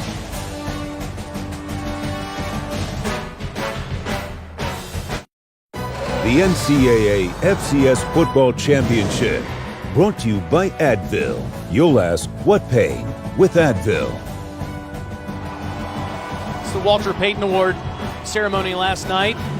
That's our guy, Coach Hawk, Dan Hawkins at UC Davis, the FCS Coach of the Year, getting his team to the quarterfinals this year. Easton Stick was a finalist for the Walter Payton Award as Devlin Hodges of Samford won it. Congratulations to him. Stick with a quick throw to Dallas Freeman. It'll be second down. How about the job Dan Hawkins did at UC Davis? He took Eastern Washington to the wire. His team was really close to getting to the semifinals and have a chance to beat Maine and play these Bison. Eastern Washington had to rally to win that football game, and it took a lot of great effort, a couple of fantastic plays by Eric Barrier, demonstrating his elusiveness. It ended up being the difference in the game there in the second half versus UC Davis. Stick to Seth Wilson, and Wilson moves the chains up to the 40-yard line. Again, Wilson, a game-time decision today with a hamstring injury, is playing. So is Lance Dunn with his elbow injury. Bruce Anderson is not. And for Eastern Washington, JT Tiuli not in the game today after disciplinary reasons, was arrested a few weeks ago after an altercation with his brother. I thought they could have a chance to have him today in the game, but the school elected not to make him available. Stick puts his feet in the ground, takes on all these defenders, and that 6'2", 220-pound frame fighting for every yard. 12 more. Another great block by Nate Jensen. He blocked very well on the touchdown drive late in the second quarter. An excellent job at tight end. A lot of times you see this is just power football. And Easton Stick is a power runner with the ball in his hands. You see right now the Bison offense on the heels of a couple of big plays starting to settle into a rut here. It's just Brooks bottled up in the backfield. It's Chris Ojo has had a heck of a game today. And right on cue, how about a negative yardage play to answer for the Eagles defense? And Chris Ojo with the first tackle for loss. We've seen others right at the line of scrimmage, but Ojo able to pierce the backfield. We've mentioned him several times in run support. He's done an excellent job. Leads the team right now, showing 7 tackles, a couple of assists, 9 total on the day. This is done, and he is fighting for every yard, even without Tiuli in that lineup. Eastern Washington's front 7 has been terrific since making adjustments from the first quarter. They performed pretty admirably, and as you mentioned, it was the adjustments. I think more than anything else, it's an acclimation to this style of play. You talk about the way the Bison typically operate offensively. These guys are physical, and they want to grind you up. And so far, especially since that second quarter, the Eagles have been able to answer. Stick has nowhere to go and is sacked back at the 45-yard line by Mr. Ojo. Defensive coordinator Jeff Schmedding brings 5. And Ojo able to win late on this down. Easton Stick, he's trying to find somewhere to go with this football. You see Ojo just able to win. Athleticism on the edge and a nice matchup versus a running back and Lance Dunn in protection. And it was more than enough to get Easton Stick, who rarely gives up those negative yardage plays because he's such a good runner, pushes him back behind midfield. Schmedding told you yesterday you have to have your eyes in the right place at all times on this team, against this team, and it has to be the most physical game we've ever played. Wegner, the punt, and it's fielded there by McPherson, and McPherson is bottled up immediately. Eric Barrier, his team is down 2 touchdowns. Barrier came in late September when Gage Gubrud went down, Chris. Yeah, and what a shame it was for Gage, who wanted to finish out his senior year, but he's been a huge help to Barrier throughout this entire transition. If you watch the two, they're always talking on the sidelines. And one of the things I thought was interesting that Aaron Best said was he talks to him, but not too much, because he knows that success is also based on sometimes having to fail, so he doesn't give him too much information. He is obsessed with football. That foot injury in September, desperately wants to play at the next level. Barrier hits Simba Webster in stride. Simba's been quiet today, just his 3rd catch. It's a first down.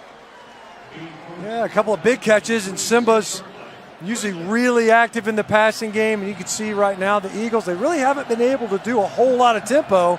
Very choppy as far as offensive possessions have been concerned this half.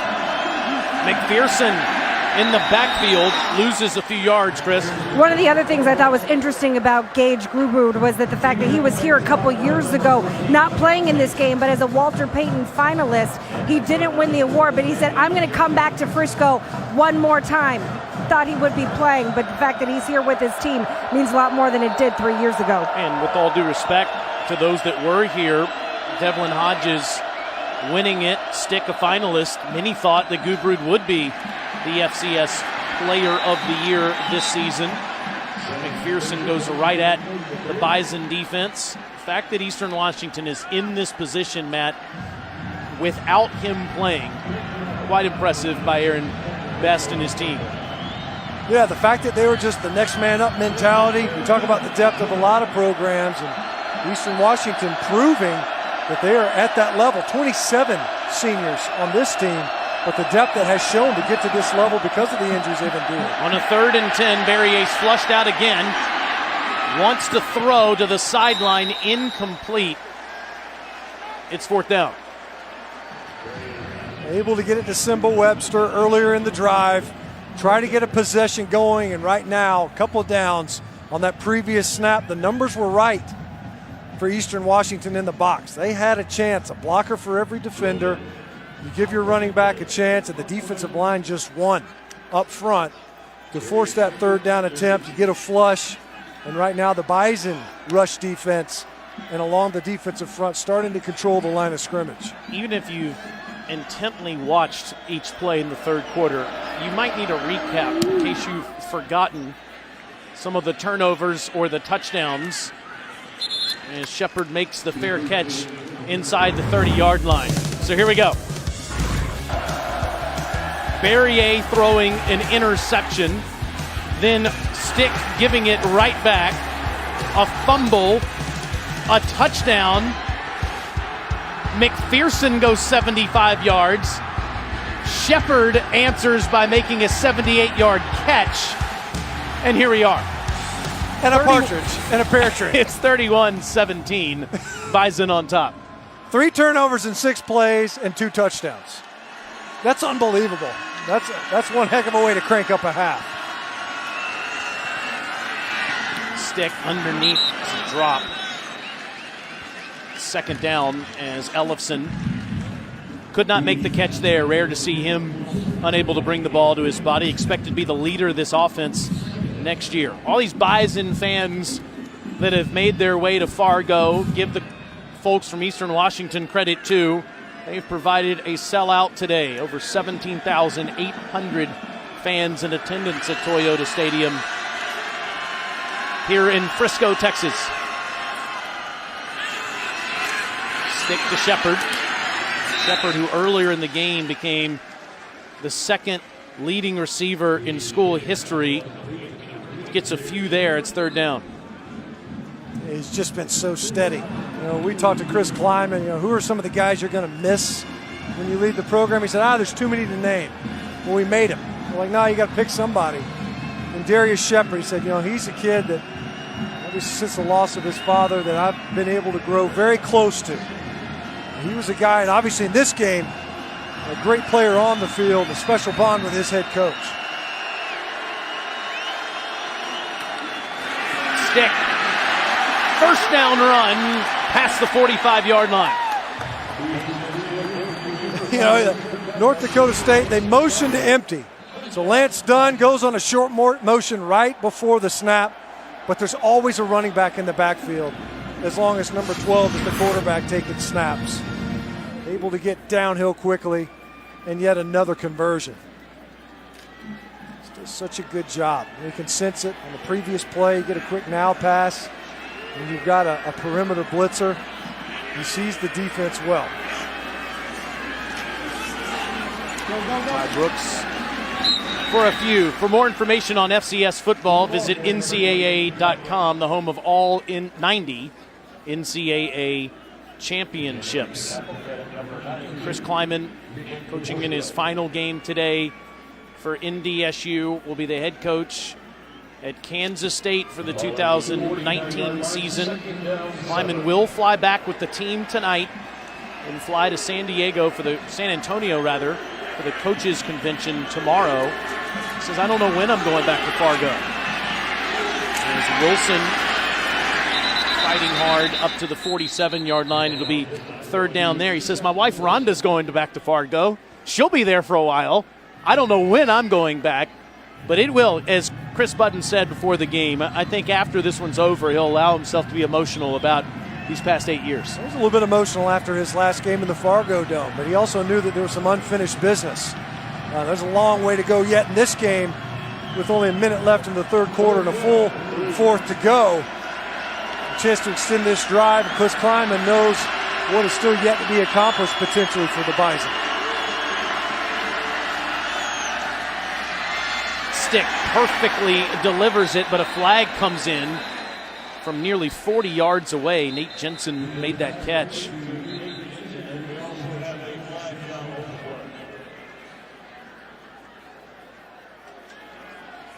If we could get an offensive pass interference here. Pass interference, offense, number 11, 15 yards from the previous spot.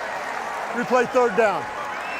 True freshman, Phoenix Sproles. It's got to look like you're running a route. He's the outside receiver. I don't know. I'm not seeing it. I don't know where the flag comes from right there. He didn't even make contact with the guy that I suppose he would have interfered with. Field judge was standing down at the 10-yard line near our friend Dan Hawkins, and he threw that about 40 yards. Yeah, he shredded his rotator cuff to get the flag down there, and I think he could have saved himself the effort. I didn't see the offensive PI there. So on a 3rd and 18, Stick loads up, wobbler that is picked off. Cal Kreiner got it.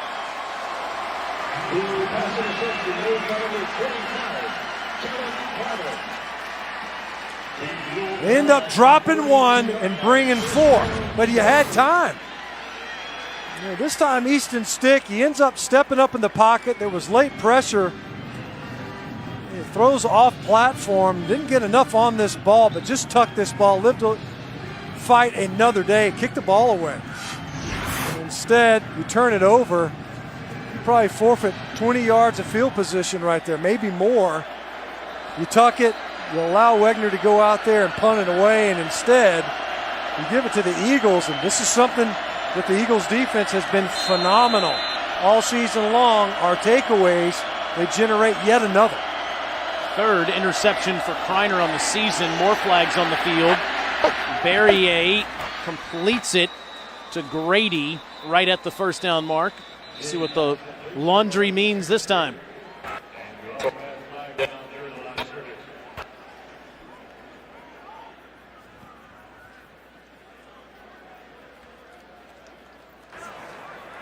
Illegal motion, offense, number 11 is moving forward to the snap. 5-yard penalty, replay first down. Guy that caught the ball. That's usually how it works. These guys that, especially when you see procedure penalties, false starts at wide receivers, because they know there's a good chance they're the primary on that next snap.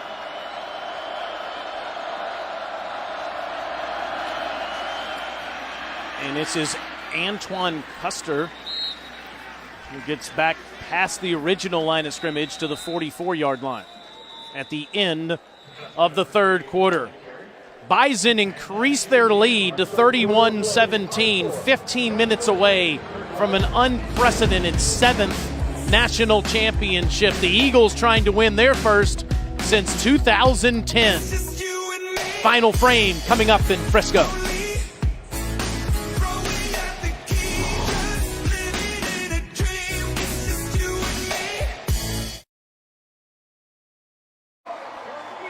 First of 3 football games today in the great state of Texas. Wild card round begins in the NFL over in Houston on ESPN just after 4 o'clock today as the Texans take on the Indianapolis Colts. Over in Arlington, Cowboys have the Seahawks tonight, but the national championship is on the line here in Frisco, Texas. Yeah, those other games are kind of important, but this is it. This is what it's all about for these two teams and for this entire subdivision of Division I football.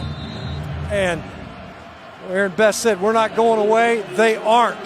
After a turnover and a second down, almost at midfield in a 2-possession game. And a little trickeration's not going to work as Drasante Dorton wasn't able to handle the exchange there. It's a loss of 7.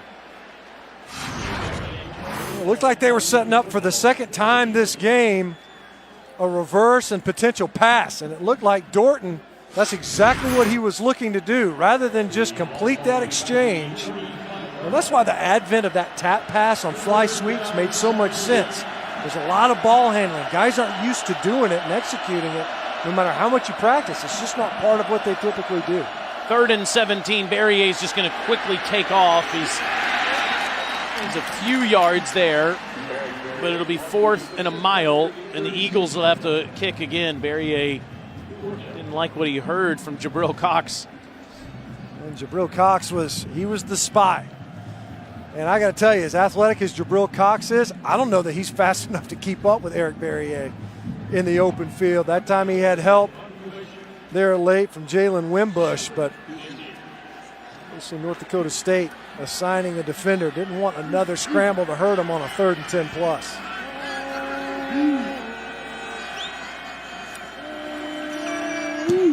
Mendez over Shepard's head, and Shepard turns into a blocker trying to keep those Eagles away from it, but unable to do so.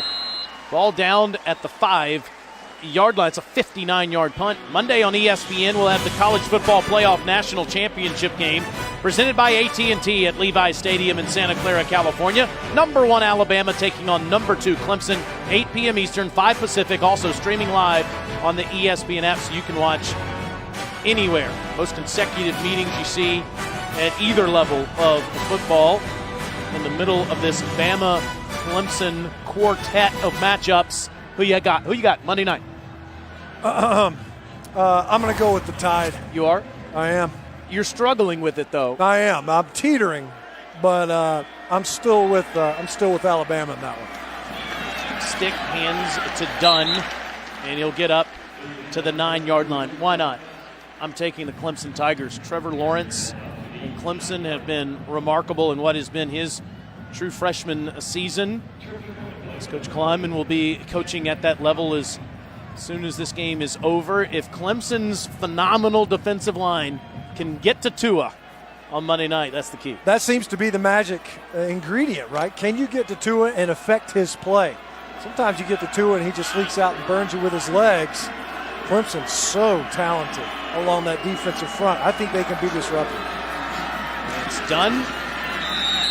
Is ahead to the 11. If the Bison are able to finish this one off in the last 12-plus minutes, it'll be only the 5th undefeated FCS national champion. And the last one to do it was NDSU back in 2013. Understatement here to say that this is a big 3rd down. You're coming out offense. You obviously have room enough to punt it away, but you want to possess it. Really short field potential if you don't convert here on 3rd. Stick able to find Nate Jensen, and that is right at the marker, the 16-yard line. On the near side, they've already got it marked a 1st down. They said move to 6. It looked like to me when the line judge came out that it would require a measurement. It was right at the line to gain. Coach Best already used his challenge. Can't do anything about it.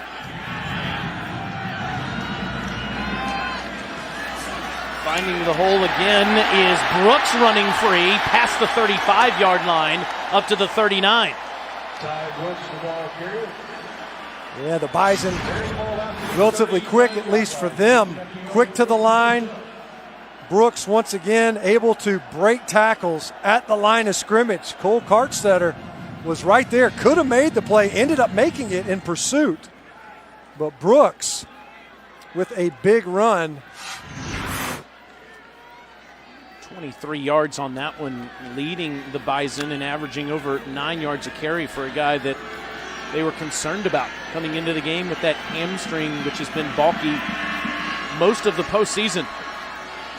On a jet sweep, up to the 44 goes Dimitri Williams, who's been used on rare occasions, but with Bruce Anderson out of the lineup today, he becomes the 4th string tailback, which is an important part of the Bison offense. Well, yeah, a lot of times, you'll look out there, they'll have 3 running backs in the formation, in the backfield. So you better be able to roll 4 deep if one of your leading rushers, your leading rusher coming into the game anyway, and Bruce Anderson isn't healthy enough to go. You got to find someone else. This time, Dimitri Williams getting the call as they blow him through the backfield.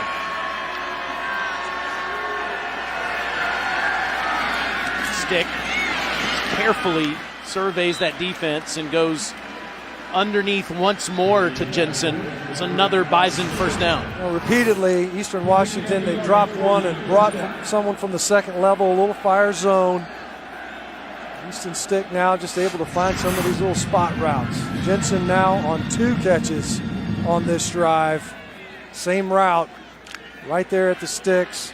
Gets the conversion on both of those catches. The clock is every bit as big of an enemy as the Bison are to the Eagles at the moment.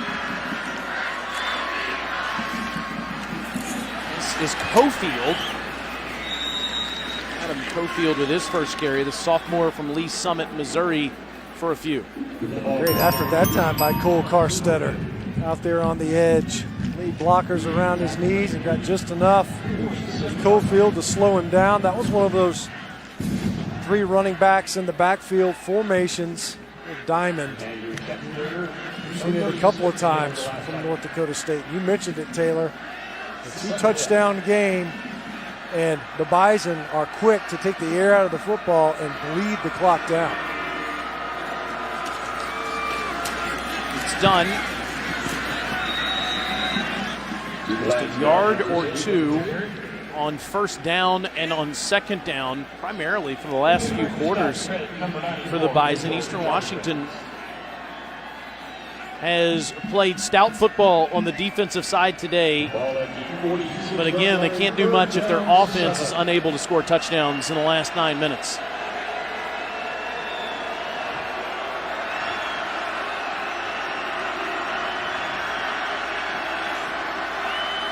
This a 3rd and 7. Stick, an out route, caught by Shepard inside the 35 for another NDSU first down. Well, on a 3rd and long, you have to know that's who he's looking for. You know, Nate Jensen's made a couple of catches, sure, but Darius Shepard is the guy you're going to find when you need that conversion in the passing game. You get him singled up with Hayes that time. Easton Stick threw a strike. And there have been moments in this game where he hasn't been quite dialed in. The decision making probably not the best, especially in the passing game for Easton Stick, but that time a big conversion to his favorite target. Let's play the drive, already 5.5 minutes. Stick keeps this one for 2, maybe 3 more. The Bison are able to win this game. They'll have an unprecedented 7 FCS national championships. No other team in FCS history has been able to achieve that. Georgia Southern also has 6. And Chris Kleiman will tie Jim Tressel with 4 FCS national championships. That's not a bad mold to fit into, considering how well Jim Tressel transitioned to the Power 5. And it's Stick again. Almost got free up near the 26.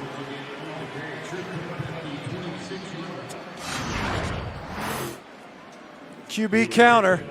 You get a defense leaning one way and you end up with a lead blocker and a pretty good ball carrier. Don't even have to worry with the handoff with number 12. Kettner Cup make that tackle. He might have prevented a touchdown there. As yeah, that loose, he might still be running.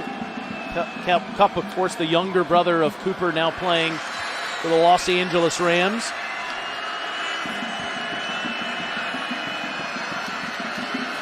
On the 3rd and 1, it's Dunn who will bulldoze his way for another Bison first down. They are 4 for 4 on 3rd down on this drive.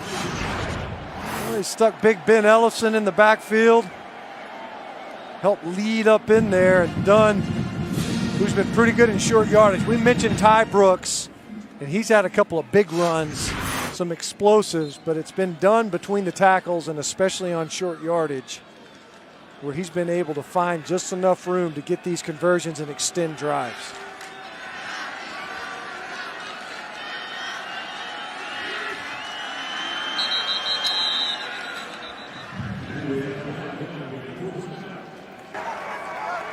False start.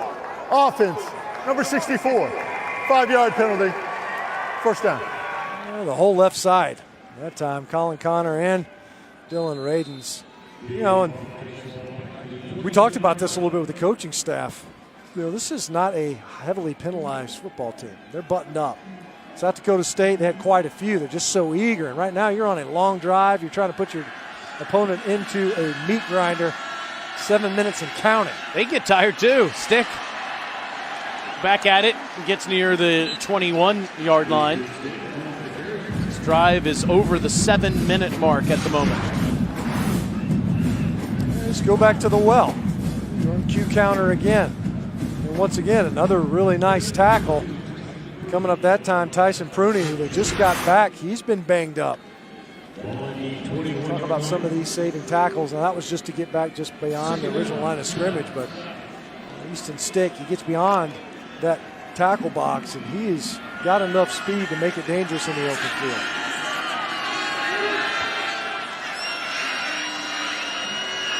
They clock down to 2 and done.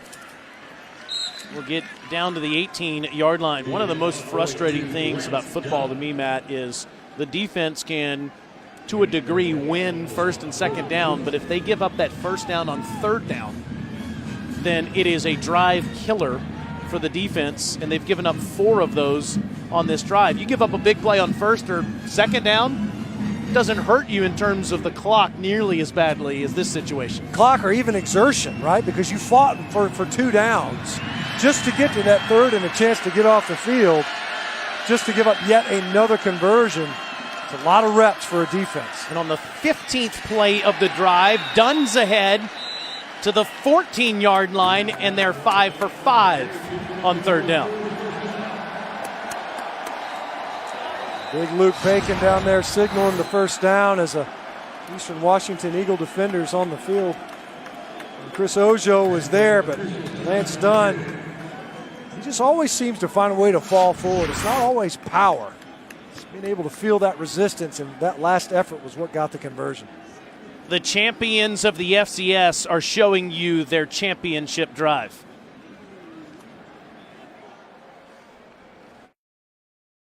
You practice an identity all season long for moments like this, and the Bison are showing off their identity on this drive. 15 plays and perfect on those third downs. Well, they've just been so incredibly effective all season long on third downs. That's how you establish these long drives.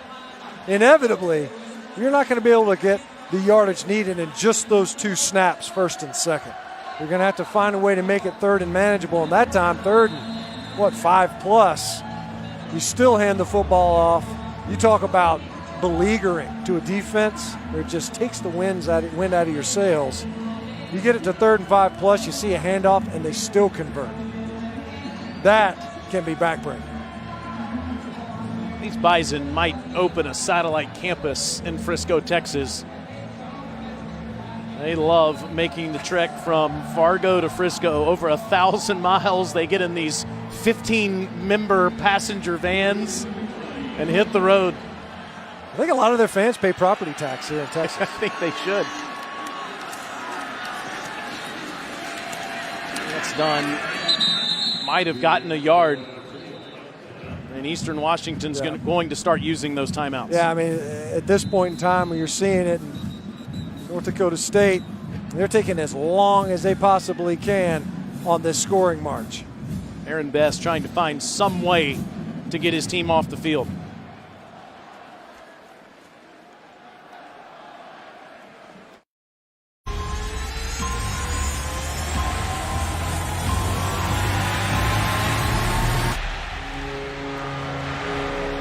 Can't wait for that. Monday night, Bama and Clemson.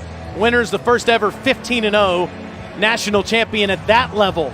But this team has already done that, and they're about to do it just again as they love listening to the Alabama band play if you're going to play in Texas. Play it in Fargo each time they get to this point, and hear it again here in Frisco. This is the longest drive of the season. 17th play in over 9 minutes, and Stick will get another yard and Eastern Washington will use their second timeout.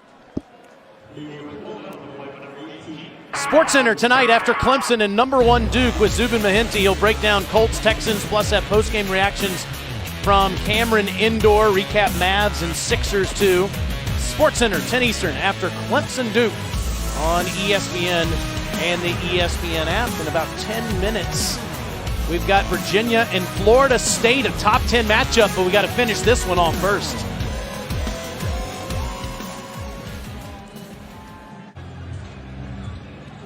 Bison on a 9-minute, 19-second drive. And it's another third down, 3rd and 8. They're 5 of 5 already on third down on this drive. Snap this one from Eastern Washington's 12-yard line. Easton Stick playing in his final college game. About to get his 49th victory. No other player has ever done that if he can finish this one off. And he'll keep it himself. Break tackles and take Eastern Washington all the way with him down near the 6-yard line, but that'll be about 1.5 yards shy. It looked like he might be able to find a way to pick his way through Eastern Washington. You see Chris Kleiman, and they got the field goal unit ready, but he's thinking about going for it here on 4th down. And is. Probably let it run all the way down. Take a timeout here.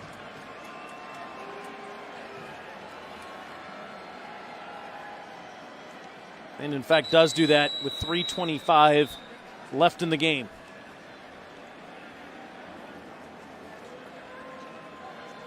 These are the two best programs at the FCS level. Harvard Crimson do have the 2nd best win total, but don't play in the FCS playoffs.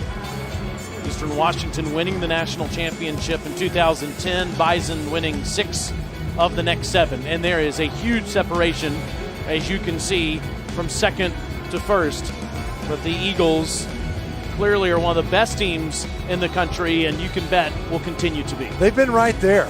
I mean, we talk about it. The last 6 semifinals before this season, Eastern Washington was in 4 of them. They were right there, almost making it to Frisco, weren't capable of doing it.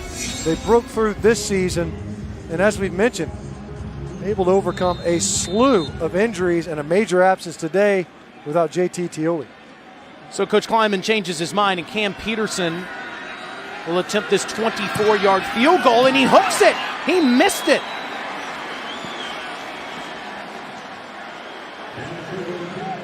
Peterson missing a chip shot inside 30 yards for the first time this season, and the Eagles have some life left.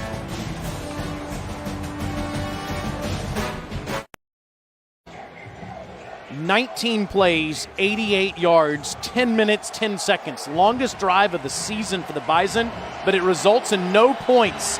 And Eastern Washington, who has -6 yards this quarter, have only run 2 plays, has 80 yards to go. Then they got to get the ball back and score again in 3:21 with only 1 timeout. Use the 2 timeouts to try to preserve some time, and as you mentioned, in a 2-possession game, 3:20 is plenty. Barrier's got to go to the air, and it's Tololo Limu Jones who streaks free very quickly into Bison territory. It's a pickup of 34. Yeah, that's what it's supposed to look like, especially when you're trying to pick it up in chunks. You got 1 timeout to work with, and there's no reason to have it in play. Get some chunk yardage. The Bison want to play conservatively. You don't want to forfeit yardage in those stretches like that. Barrier wide open is Simba Webster spinning and down to the 22-yard line. They have flipped the field in 2 plays. Almost immediately. 2 explosives in the passing game, way too soft in coverage. Simba Webster just sitting down, and already the Eagles right down in scoring territory. 24 more. To the ground, McPherson stays on his feet. Inside the 10, down to the 5. What a run by McPherson. just carrying Bison inside the 5-yard line. So a 34-yard play, a 24-yard play, an 18-yard run. And here the Eagles are right here ready to score. Berrier trying to get to the post and will.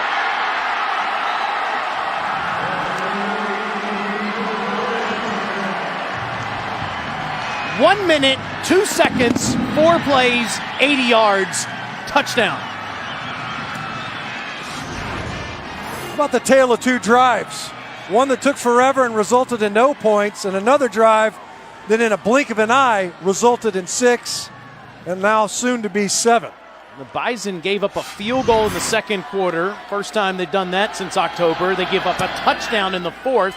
Also the first time they've given up any points in this quarter since the 10th month of the calendar year, and it's a 1-possession game. And what did Aaron Best say? He said to his fans, said to his players, we will not go away.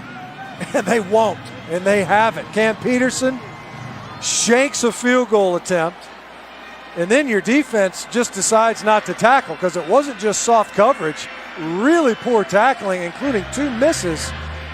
And the head coach for Eastern Washington, he's got his guys believing never 1 second in this game did they look defeated. Sure tired, but not defeated. Aaron Best has done a great job of keeping the Eagles' heads in it. And you can't really see it, but that says EKG. Well, it says Eagles, but he's got an EKG in the top of his hat. Eastern kind of guys, what does that mean? Overachieve. That's what that means. And you have to say today, this team in every way has overachieved with a bunch of injuries, a suspension to your best defensive player, and here they are, still in the game with 2:19 to go. Let's go down to the field and Chris. Well, then what you and Matt were saying, give credit to Aaron Best. No matter how far this team went down, even after turnovers, even after penalties, the way that he speaks to his team is still entirely positive. He never gets too angry at them, telling them no matter what, we can get back in this one.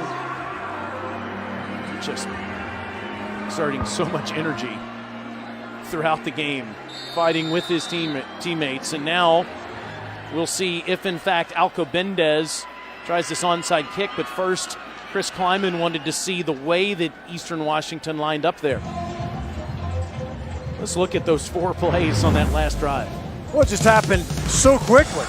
And you just can't concede that much yardage, especially to jumpstart the drive, because that's the gateway play when you're thinking 2-minute drill. And then the way Webster, not only Webster, McPherson breaking tackles after the catch, after contact, and then of course Berrier fitting that he would be the one that could wiggle his way into the end zone and get his Eagles team right back in this. Florida State, Virginia, 2 top 10 teams tipping off in 8 minutes. Try to get that to you as soon as this one is over with in college basketball. We still have something to figure out here for the FCS championship. This is the first onside kick attempt all season for Roldan Alcobendez. What is his final game, the senior from Washington?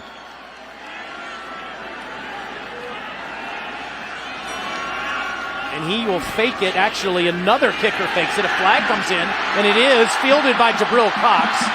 And Cox is tackled. Is Andre Slider, the backup kicker, faked as if he would kick it. Now Alcobendez did. And flags flew immediately. But was that penalty, in fact, on Eastern Washington? Offside on the receiving team. Wow. Number 81. 5-yard penalty. Free kick. It was the pump fake that caught him. And see right there? Right before the ball was kicked, and it was Babbage. He stepped right over the line. You see that a lot. You'll see one fake, one kicker will fake a direction. You can see Babbage. He was looking to get upfield, and he was early. As you mentioned, Cox fielded that ball cleanly and got upfield quickly. As it is, the Eagles get another crack at this onside kick. So Andre Slider and Roldan Alcobendez, 2 kickers out there on the field. And it's Slider who will set it down at the 40-yard line.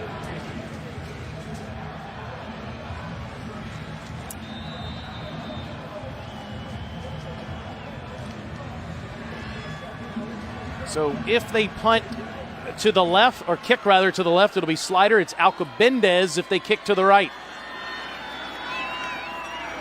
And it's Slider, and it goes right to a Bison player at the 49-yard line. That's Robbie Grimsley.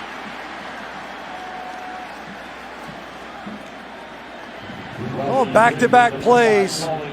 Arguably the two best defenders for the Bison on the field. Jabril Cox fielded the first one. The second attempt afforded Eastern Washington because of that procedure penalty on Babbage. And Robbie Grimsley made it look all too easy to get the possession back for his offense. And with 2 minutes and 15 seconds, only one timeout for Eastern Washington to stop this game. Need one first down to put it on ice, and Stick will get up to the 46-yard line, and Eastern Washington will use its final timeout with 2:10 to go. Easton Stick, who was out there incidentally on that hands team, he would have been the back line receiver. Works his way over to the sideline. Look like he's been over now, actually, over there.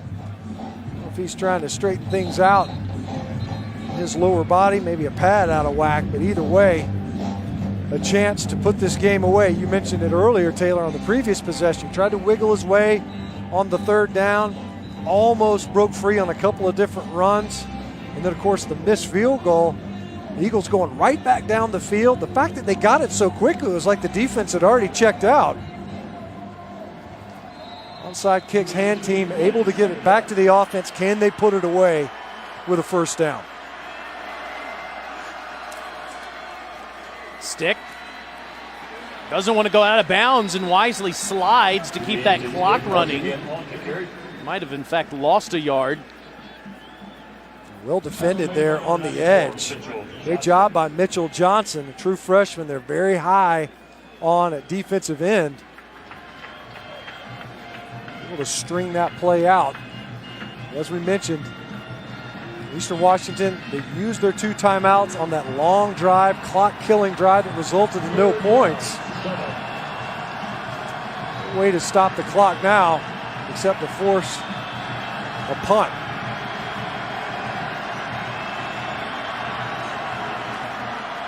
Stick for the win, for the end zone. Easton Stick wins North Dakota State another national championship with an epic run for a touchdown.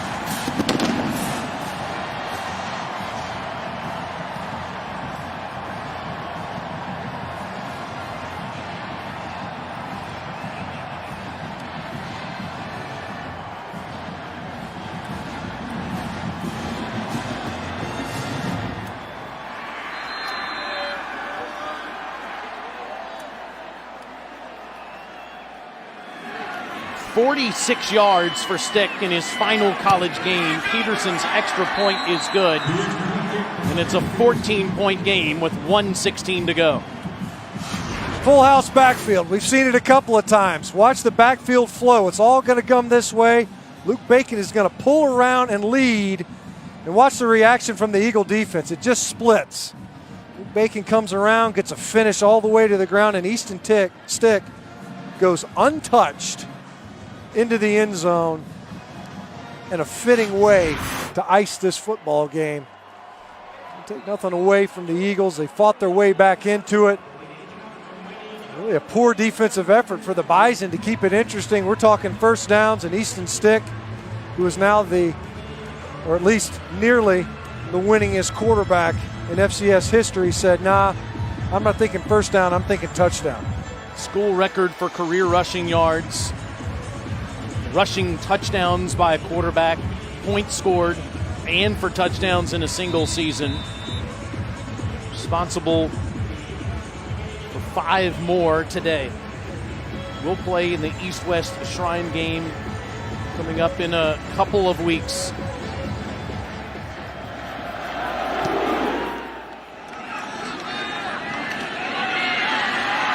It's Merritt. He returns it back to the 34-yard line. Chris Kleiman coaching in his final game will take 4 North Dakota State assistants with him, including Courtney Messingham, the offensive coordinator. Messingham said about Stick, his understanding of football is off the charts in knowing what the defense is going to give him and what he has to use to beat them. He showed it off in the most important play of his career, running into the end zone. Barrier, the completion to the 41-yard line. The clock will continue to run after they are unable to get a first down on this play, so just 50 seconds to go in the game after Terrence Grady makes that catch.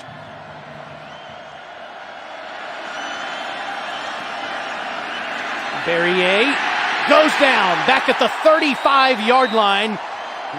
Sack to Greg Menard, his 39th of his career.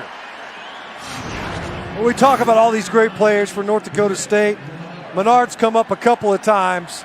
He's an All-American, showing it right there with the edge rush. 20 seconds left. Menard almost got him again, needs one more to tie the school record. Barrier can't find Simba Webster, just 13 seconds left, 4th down. Well, they're going to come up short in this game as Eastern Washington, and both these teams are going to lose a ton of experienced players. 24 for North Dakota State, 27 for Eastern Washington. But some young players as well that we'll see again next year, and Eric Barrier being one of them. As you see on the other sideline, Easton Stick, who will complete his collegiate career in record-setting fashion. Barrier on a 4th and 9. Down he goes. Derek Tuska with the sack. North Dakota State, the first team in FCS history to win a 7th national championship.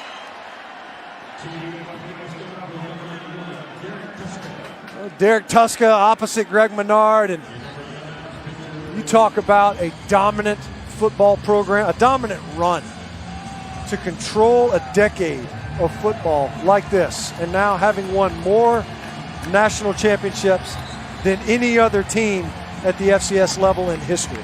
Clemson's won 14 straight games. Alabama's won 16. The Bison have won 21 in a row. It's the longest streak in Division I. The UCF lost in the Fiesta Bowl a few days ago to LSU. Chris Kleiman can finally let the emotions pour out of him as he goes onto the field for the final time representing the Bison, and all of Fargo will join him.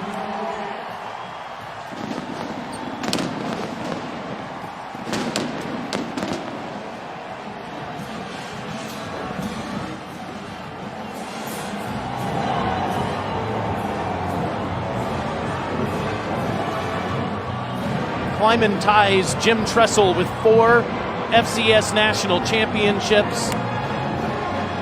Taking the head coaching job at K-State, Matt Ince will take over and try to keep this standard as Easton Stick embraces his fellow students that have made the trip down from Fargo and is the winningest quarterback ever in the FCS. We saw some outstanding efforts in this one. Chris Button with Coach Kleiman. Coach, you told us yesterday you hadn't allowed yourself to get emotional. What are the emotions like right now? So happy for those seniors. Unbelievable resolve. Really good football team we beat. Guys weren't going to be denied. They came together as one, and that's another national championship. It's your 4th. How does this one compare to the others? It's just as sweet. I'm a senior today, so I get to go out with these seniors, but so appreciate what North Dakota State has meant to my family and myself. I'm excited for the next chapter, but I'm going to go celebrate with these guys. You're going to go celebrate. Easton Stick becomes the winningest quarterback in FCS. What has he shown you throughout his tenure? I absolutely love Easton Stick. He knows it. I think he's a great football player. I've always said he's the best football player in college, and he showed it today. So happy for him. Hey, senior, go celebrate. Thanks. Appreciate it. You're watching one of the best dynasties we've ever seen in college sports as the Bison win their 7th title in 8 years. For the fantastic Matt Stinchcomb, Chris Button, and our amazing V crew, I'm Taylor Zarzer. The Bison beat Eastern Washington 38-24. Coming up next, It's ACC college basketball as number 9 Florida State takes on number 4 Virginia in Charlottesville.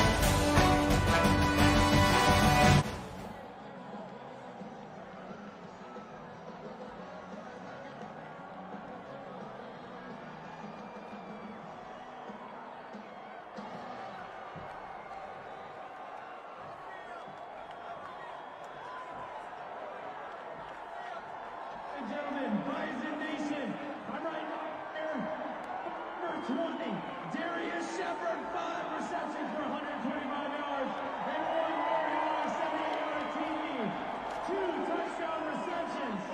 Darius, what was it like to play out here in Frisco in front of Bison Nation? It was an incredible game, man. Shout out to Bison Nation that came out and support, did a hell of a job. And shout out to all my teammates, they battled all day long, man.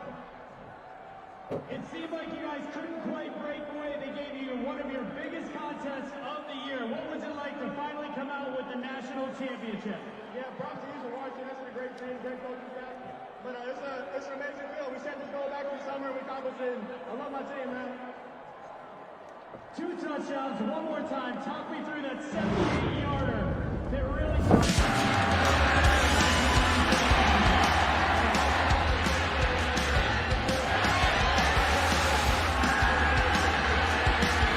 Darius Shepard, what a day he had today, Stinch. The passing game wasn't always there. But when it was to number 20. And it was for big, big gains. Showed up right when they needed him to. And, of course, Easton Stick on the other end of those passes, who acquitted himself pretty well in a championship-winning effort. And once again, the Bison find themselves donning the championship hats. I don't even know if they shouldn't even fill in that last digit for the year. Just let them pencil it in. They have dominated the 2010s. Shepard with a terrific day, 5 catches, 125 yards, and 2 touchdowns. Now that award is decided towards the end of the 4th quarter. Something tells me some of those voters may have changed their minds after that last Easton Stick touchdown run as he threw 2 touchdown passes and ran for 3 more. Just a phenomenal day. It's just a remarkable crowd. It's crazy, isn't it? What is the population of Fargo, North Dakota right now? Whatever it is, it's on the field. Yeah, there's like 50 people back home minding the store. It would be fun to see a video of Main Street in Fargo right now. Sure, they're celebrating, but there can't be many people back because they are all in Frisco, Texas. 7th national championship in the last 8 years. Just remarkable. The fact that this coach, Chris Kleiman, was able to continue on what was already a very successful trajectory for this program, and I think, by all appearances, has it poised to continue. It'll take 4 coaches with him to Kansas State, but there is a strong nucleus that will remain and a culture that will persist at North Dakota State that Coach Kleiman is very confident, and rightfully so, will continue even after he's moved on in his coaching career to Manhattan, Kansas, and the Kansas State Wildcats. I said to Matt Ince yesterday as Ince was coming into our meeting and Kleiman was coming out, and he's like, "Hey man, I'll see you next year. I'm now on the I'm now on the alumni club. I'm getting my tickets. I'll come watch next year. No pressure, pal. Good luck." That's right. He said he guaranteed victory for him next year too, which is an easy check for him to write since he no longer has to be around when he has to cash. Hey, I'm taking 4 coaches. You got 24 seniors. You'll get back, no problem. Yeah, that's right. That's exactly right.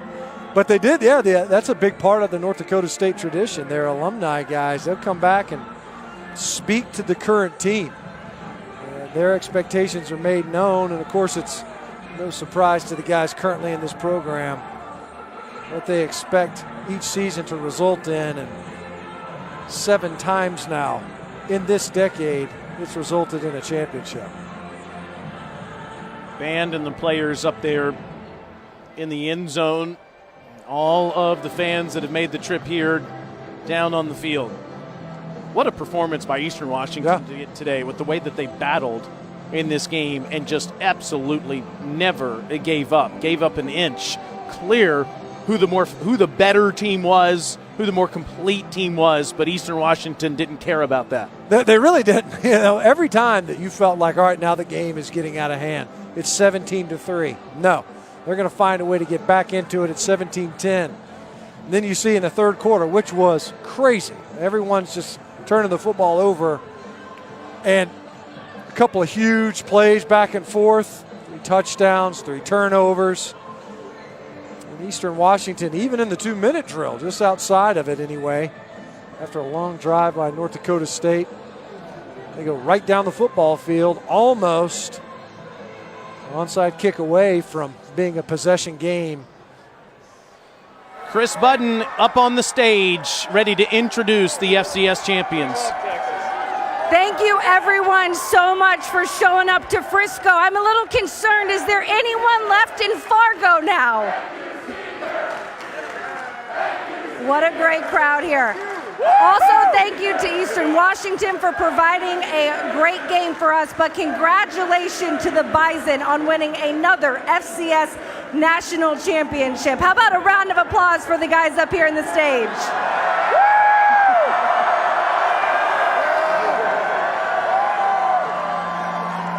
We're going to start first with our most outstanding player. Here to introduce who that is Brad Teague. He is Dr. Brad Teague. He is the committee chair for Division I football.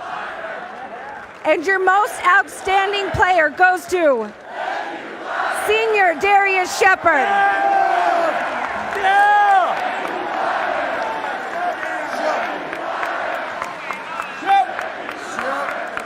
Darius, you've won a couple of these now. How does this championship compare to your others, now this being your senior year?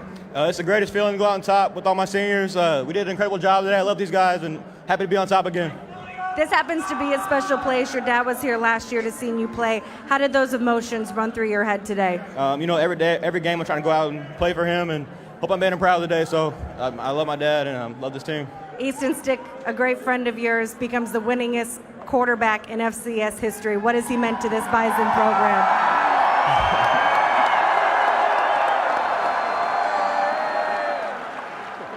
Number 12 is the best teammate, best person. I mean, the dude's a GOAT. That's all I got to say. He's a GOAT.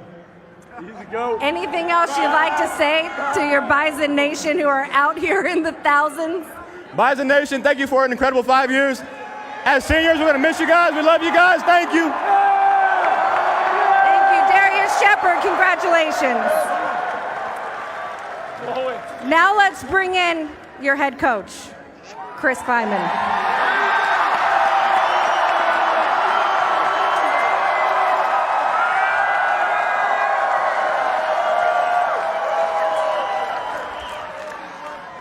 As you look out at, 20,000 green and gold, has this begun to sunk in yet? No, it has not sunk in yet. But Bison Nation, you stepped up again for the 7th time.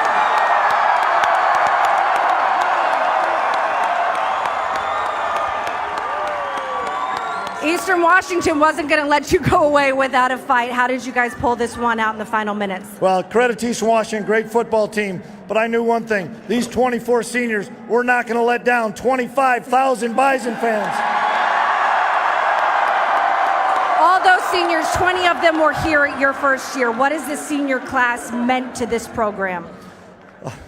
Senior class has meant so much to all of us coaches. It's our program. It's the former players program. I couldn't be happier for those guys. I brought them all in, either their 4th or 5th year, and I was going to go out with them. I thank Matt Larson again. Matt, thank you. I love you. You know that. And I appreciate the opportunity to go out with these seniors. I was a senior today, and I got to have my senior day. So thank you to the 24 seniors. Thank you to the Bison Nation. Thank you to all the players and coaches. Thank you so much, Coach. Congratulations. You got one last duty to lift your trophy.